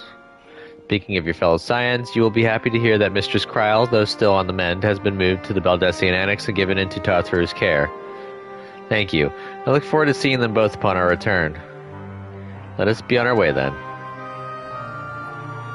One last thing, if I may. After your confrontation with Zodiark, you said Xenos took his leave, and in all likelihood he has returned here to Garlemald. I have a mind to dispatch scouts to try and ascertain his whereabouts, but first wished to ask if you believe there is merit in doing so. If they found him, they would not likely live to tell the tale. If you're expecting a trail of destruction to follow, you won't find one. An admirable but futile endeavor.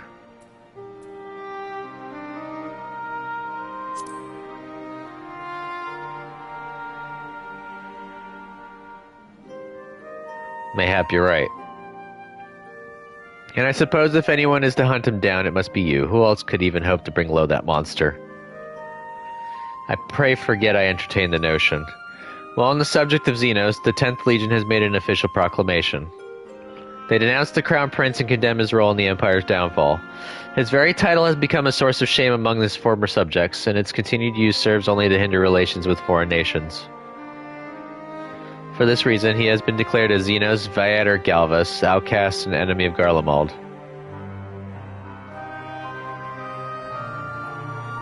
Van Daniel is no more, and now his own people turn against him. It seems he's not but his bloodlust to keep him company. Better that than an army to see it sated. At any rate, I will not keep you longer. I pray you safe passage back to Sharlayan.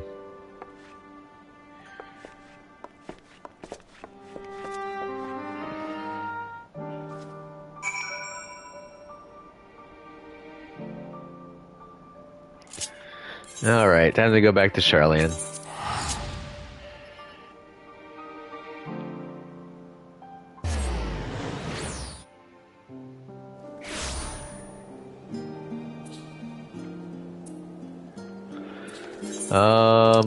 I could unlock the next hunts.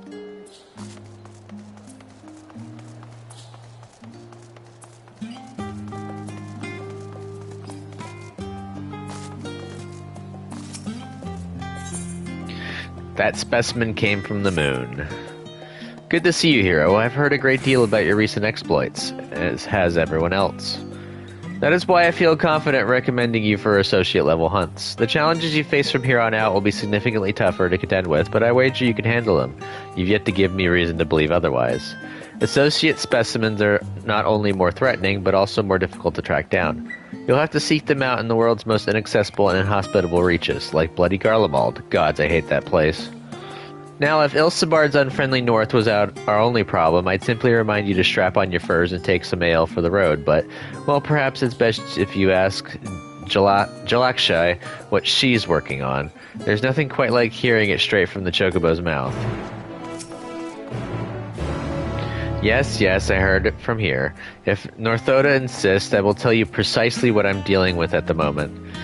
Let's look at this request from Cressiel, shall we? She's Charlian's sole xenobiologist, a self-proclaimed one, mind you, and it's her raison d'etre to prove that life exists upon stars other than our own. The astronomers have long since banned her from their meetings and refuse any requests she makes on principle, but alas, we have no such luxury. She's been demanding samples from the moon for some time now, despite the obvious impossibility of acquiring them. Associate hunts often present such challenges, ones with no ready solution. Though we gleaners pride ourselves on our resourcefulness, all we can do in such cases is post them on the board and hope for a miracle. Try telling that to the clients, though. In any case, I would be thankful if you'd like to take a look on the board and try your hand at any bills that suit you. The guild ship has high hopes for your success. No pressure, of course.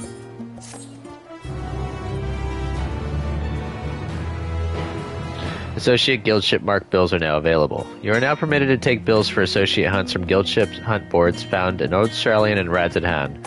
New quests and senior marks will become available from Northoda and Old Charlian upon reaching level 89 and fulfilling certain conditions within the main scenario. Yay. I misread that. I thought that was over 1,000,000 XP. It's only 175 thou. Oh well.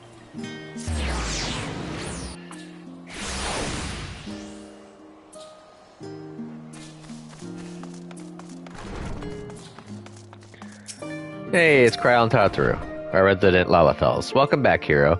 We were so terribly worried about you. Though it is plain I have caused my own fair share of worry, and for that I apologize.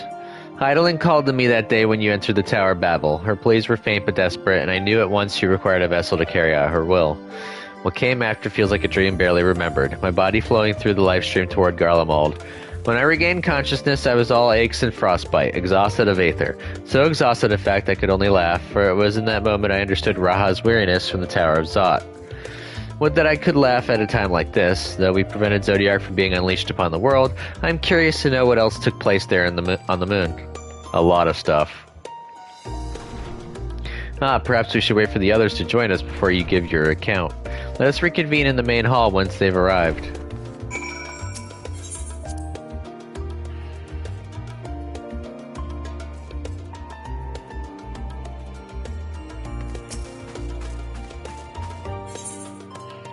Wait for your comrades, yes.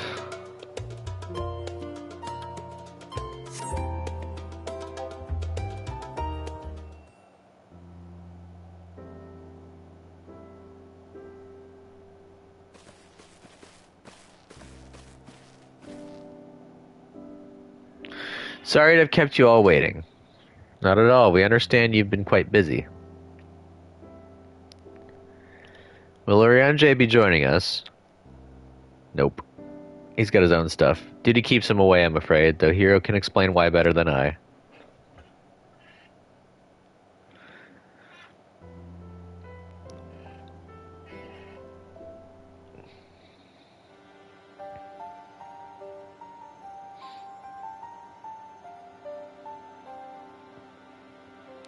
The final days as befell Amarat. And we are to escape via the moon? What are the source and its reflections?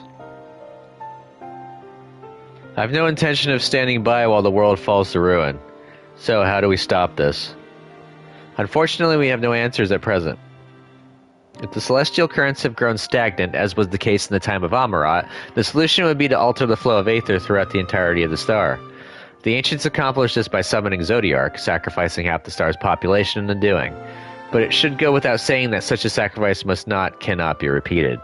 I don't even think you could do it, because half of that population were full souls. We're all fragments. Which leaves us with the daunting task of identifying the underlying catalyst for the final days, a feat which even the Amaratines could not accomplish. Unfortunately, we found no clues in Mare Lamentorum. There is still much we do not know about the catastrophe itself, let alone what may have caused it. The final days were marked by the corruption of the Amaratines' creation magics, but we command no such power, which invites the question, what havoc is in store for us? If we knew that much, perhaps we could draw some parallel with the events of the past, and thereby form some semblance of a plan. Perhaps we should start with the Forum, then. Having worked with the Loporrits in secret all this time, there is surely more they can tell us. Forgive the interruption, but I have urgent news. The Forum is holding a public assembly in the plaza outside, some sort of announcement.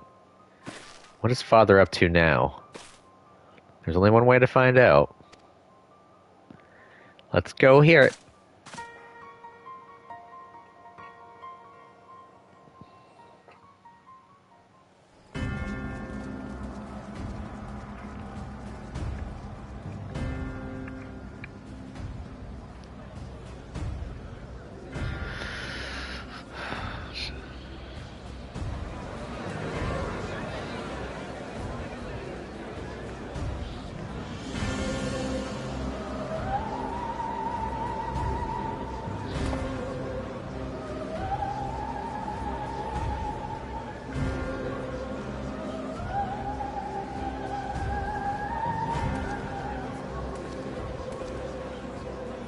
Order! Order, I say! Alright. I thank you all for gathering here on such short notice. This day we must speak of grave affairs and their implications for the future of Sharlayan, nay, of this very star. Said affairs concern all citizens. So we have called for a public assembly.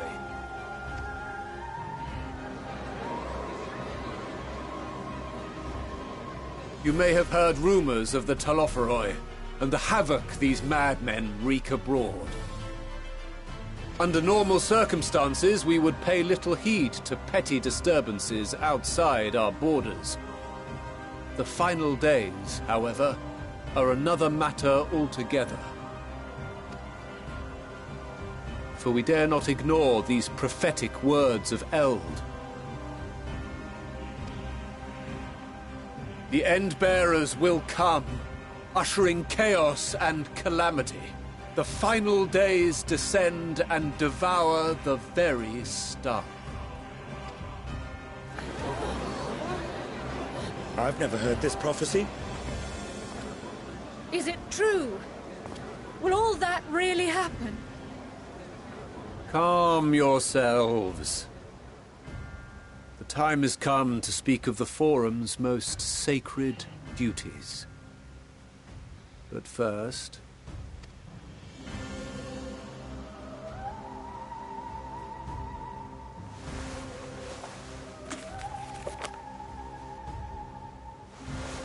Give voice to the voiceless. Let bindings be unbound. By unanimous decree, I declare the enchantment broken.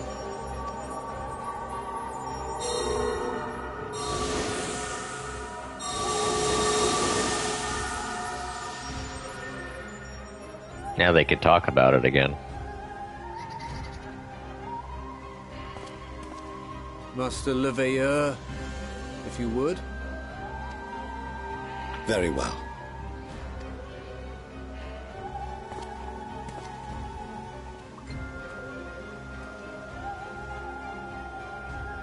"270 years ago, our forebears began an expedition in the Dravanian hinterlands, in search of a route to access the ethereal sea. This much is public knowledge. Their findings, however, would become the Forum's most closely guarded secret. What those researchers discovered in the hinterlands was not a passage unto the ethereal sea, but the very heart of our star.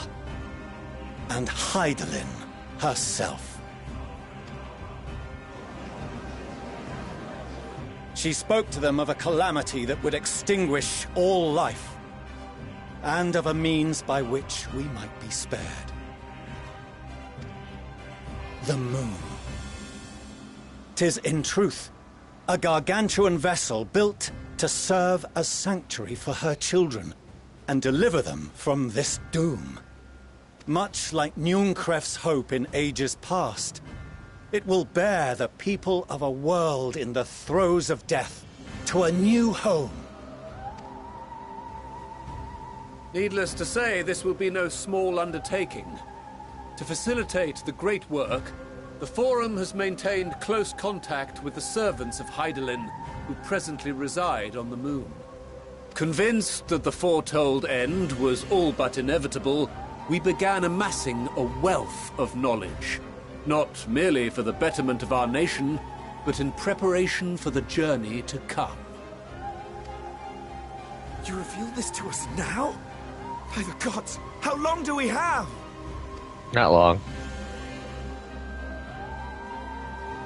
While we cannot say with certainty, we believe the hour to be nigh. We received a transmission from the moon suggesting as much not long ago. Which is why we must in earnest begin preparations for the great exodus. For his impressive contributions and the leadership he demonstrated during our withdrawal from Dravania, we have elected Master Leveilleur to oversee this initiative.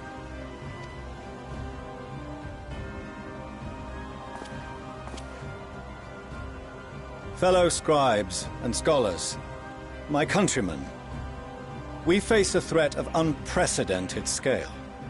We must challenge the trials before us with composure and conviction if we are to find salvation. The wisdom of Sharlayan has ever been a shining beacon in the darkness, and so it shall continue to be.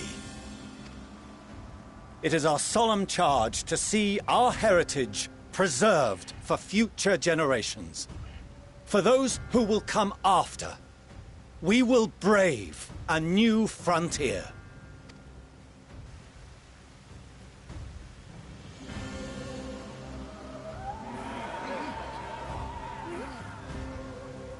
Administrative edicts will be relayed to all major institutions ere long. In the meantime, carry on with your duties.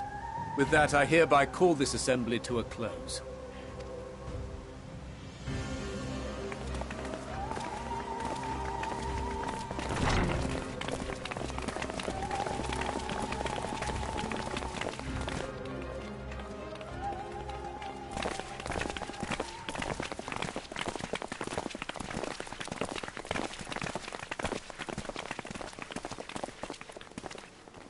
Do you remember what Mother told us when we visited home? That it wasn't until after we were born that Father seemed to lose himself in his work. If that great work of his was the evacuation of this star, then... Yes. It wasn't for his benefit.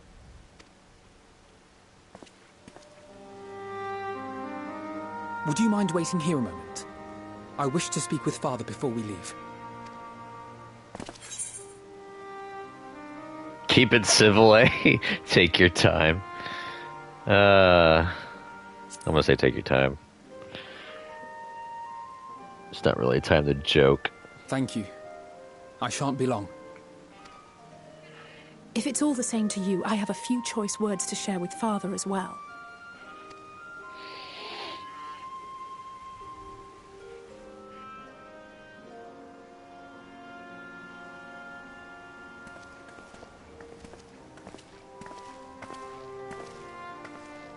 So, come to call us cowards and bid us join your fruitless battle against the inevitable. Nay, we do not object to the Forum's proposal. On the contrary, those who wish to flee have every right to do so. Urianger is cooperating with your associates on the moon to ensure that all is ready should evacuation be our only recourse. Then whatever your business, I suggest you be brief. Though we cannot boast the boundless wisdom of Charlian, we have first-hand knowledge of foreign cultures, and have conversed with no small number of peoples. These experiences have taught us fundamental truths that cannot be recorded in any tome, nor charted on any map. The beating heart of this planet is its people, many of whom would give anything, even their lives, to protect the lands they love. Many may choose to join you in the end. But what of those unwilling or unable, for whom escape will never be an option? What would you have them do?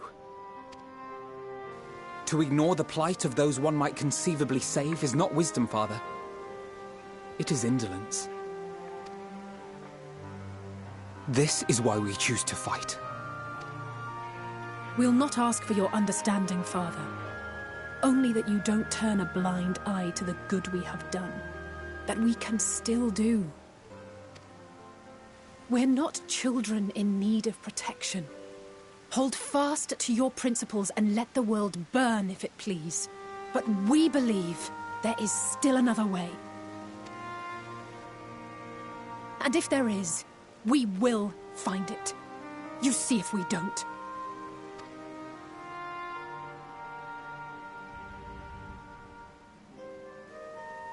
Do as you will. Just stay out of our way. Fortunato reminds me of Byakuya from Bleach a lot.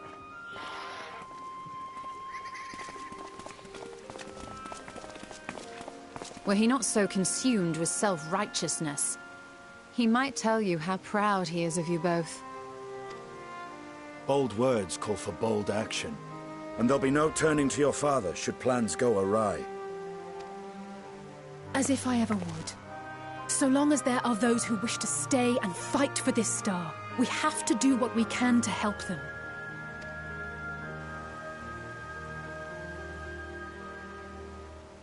And if we're to do that, we'll need to be well rested. Wouldn't you agree? And having triumphed over what we once thought to be the source of all evil, I can think of no one in greater need of at least a dozen winks. Yeah, I could use a wink or two. Shall we then? To the Annex, to prepare for tomorrow.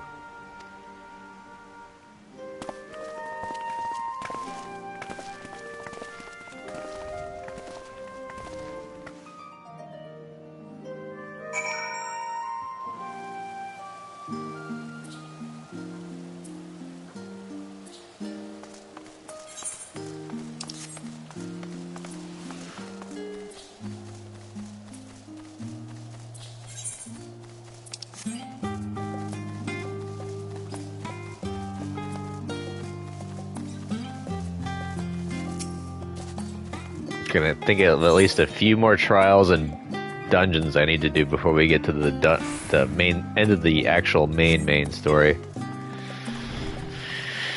Not to mention, you know, we have so many levels to go through because we're only level 84 in the story so far. Crowd tells me the forum made a rather momentous announcement, so there's to be a great exodus, is there? I'm reminded of my narrow escape from the Isle of Val. The realization, the running, the mixture of relief and regret after. Why me, I asked myself. Why me? Why us? Why now? Why wonder? There's no use fretting over the cosmic morality or lack thereof. We're here and we'll get through this together, and who knows, maybe my luck will rub off and grant everyone a narrow escape. There's no harm in praying for us as much. But enough of my rambling. I'm sure you're exhausted. Your chamber awaits. Let's retire. Give me that sweet, sweet XP.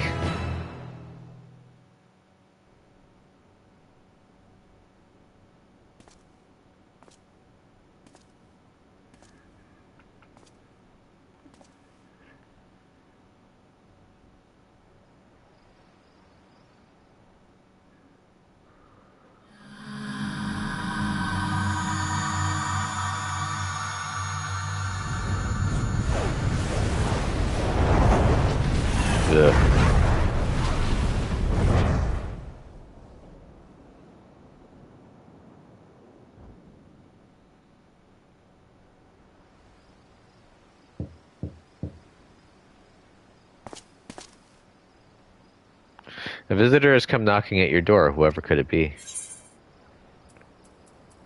I'm going to say Gratia?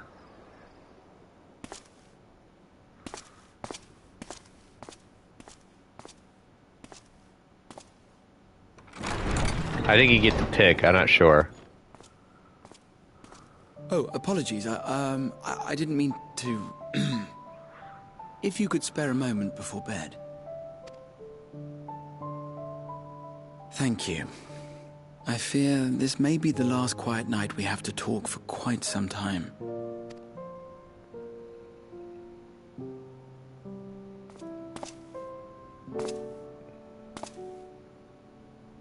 I am troubled of late. Unwarranted concerns, perhaps. I hope. Nevertheless, I feel compelled to share them with you. Though you have bested your enemies thus far, Xenos and even Zodiac, your victories have come at a considerable cost to yourself. No one is without their limits, and you are no exception. I worry the added weight of the final days will prove more than you can bear. It is surely too much for any one man.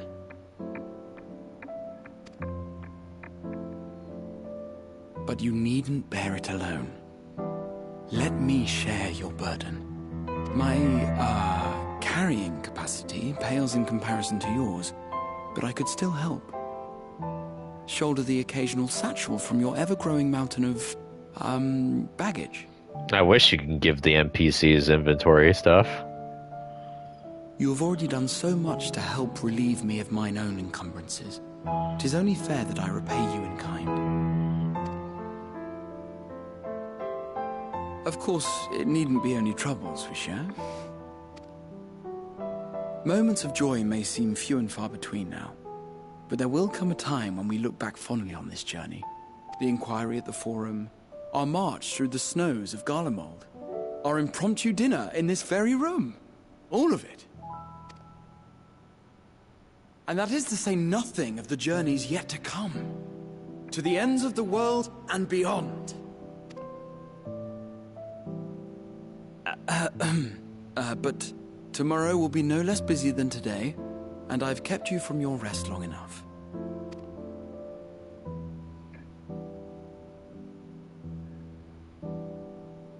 Sleep well, my friend.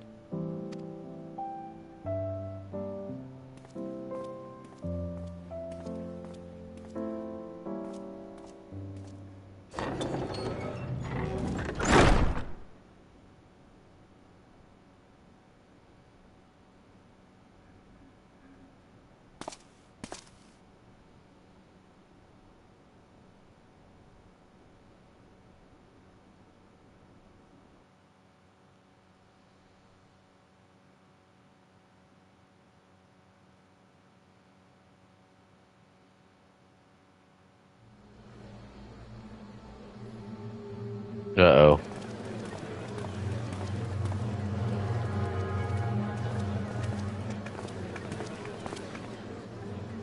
Thank the gods that tower is gone. The sight of it was enough to make me sick. Thank the Ilsabar contingent, more like. Word is, they fought their way into Garlemald and toppled the bloody thing themselves. Not just the one, neither. All the towers have up and vanished. Aye, I heard the same. Commander Aldin and his troops helped keep casualties to a minimum, too. But is it true? They brought back tempered Garlean soldiers. As Commander Aldin tells it, they've a treatment for that now. But don't you worry. Cured or not, they've no plans to bring them into the city proper. I see. Well, that's a relief then. I know we've brothers and sisters among the lot, but I can't say I'm eager to welcome them home. Wanted to think about it for a while yet, but to be looked after in Alagana for the time being.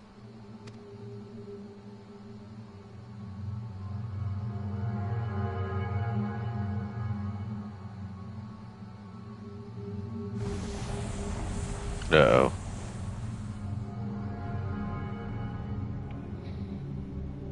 Meanwhile, in Ishgard. I think I remember this part.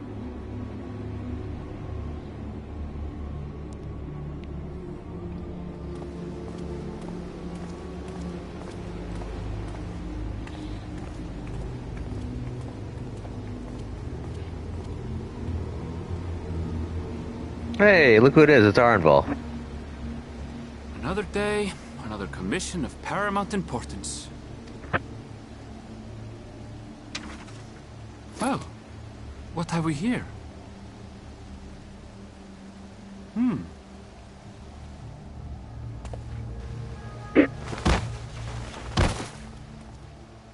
Dang, he hit pretty hard. Hey, are you all right?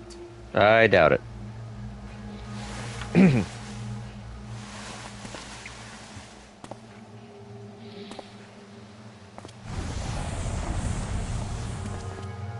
Was that? No. The shadows play tricks, nothing more.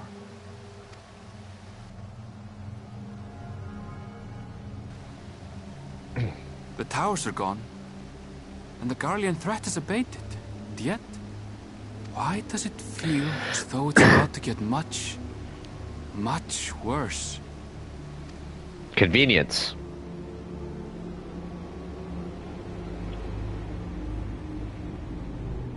Meanwhile? Nope. Never mind.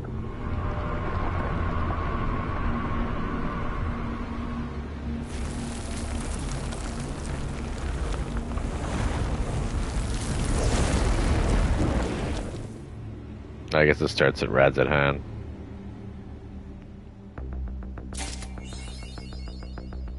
Higher. Lighting way.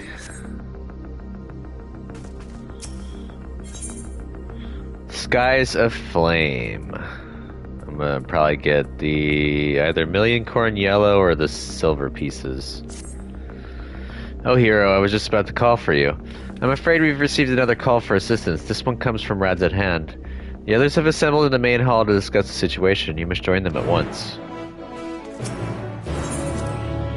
So we're gonna go ahead and start this off. And then we're gonna call it.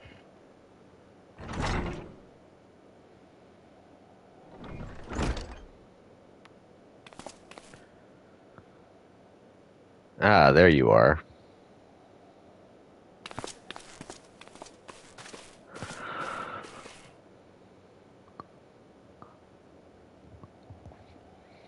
Our worst fears have come to pass, but moments ago we received grim tidings from our contact in Rad's at hand. Vile beasts have appeared as if out of nowhere, claiming one victim after the next. What's more, they say the very sky burns above them.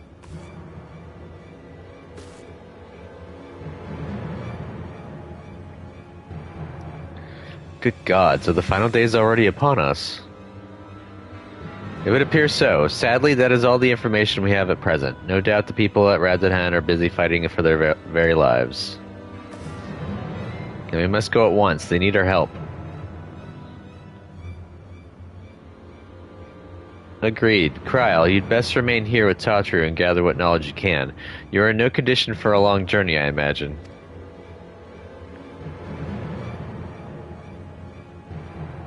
Very well. Similar phenomena may have been observed elsewhere, and if so, we must know about it at once.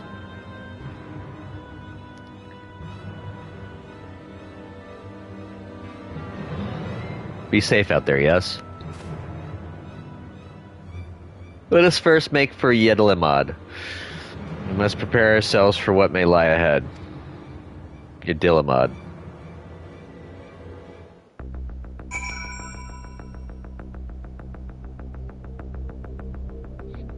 Alright, I'm gonna have to leave this here, though. With the assembled crew. Thank you all for watching. This has been part 148 of my live stream playthrough of Final Fantasy XIV. If you'd like to go ahead and give me a thumbs up by hitting that like button. Subscribe to the channel if you're not a subscriber to keep up with my content. And comment down below. Tell me what you think about the game and my gameplay. No spoilers, please. This story is going to continue to build. I will see you all in the next video. Catch you then. Later.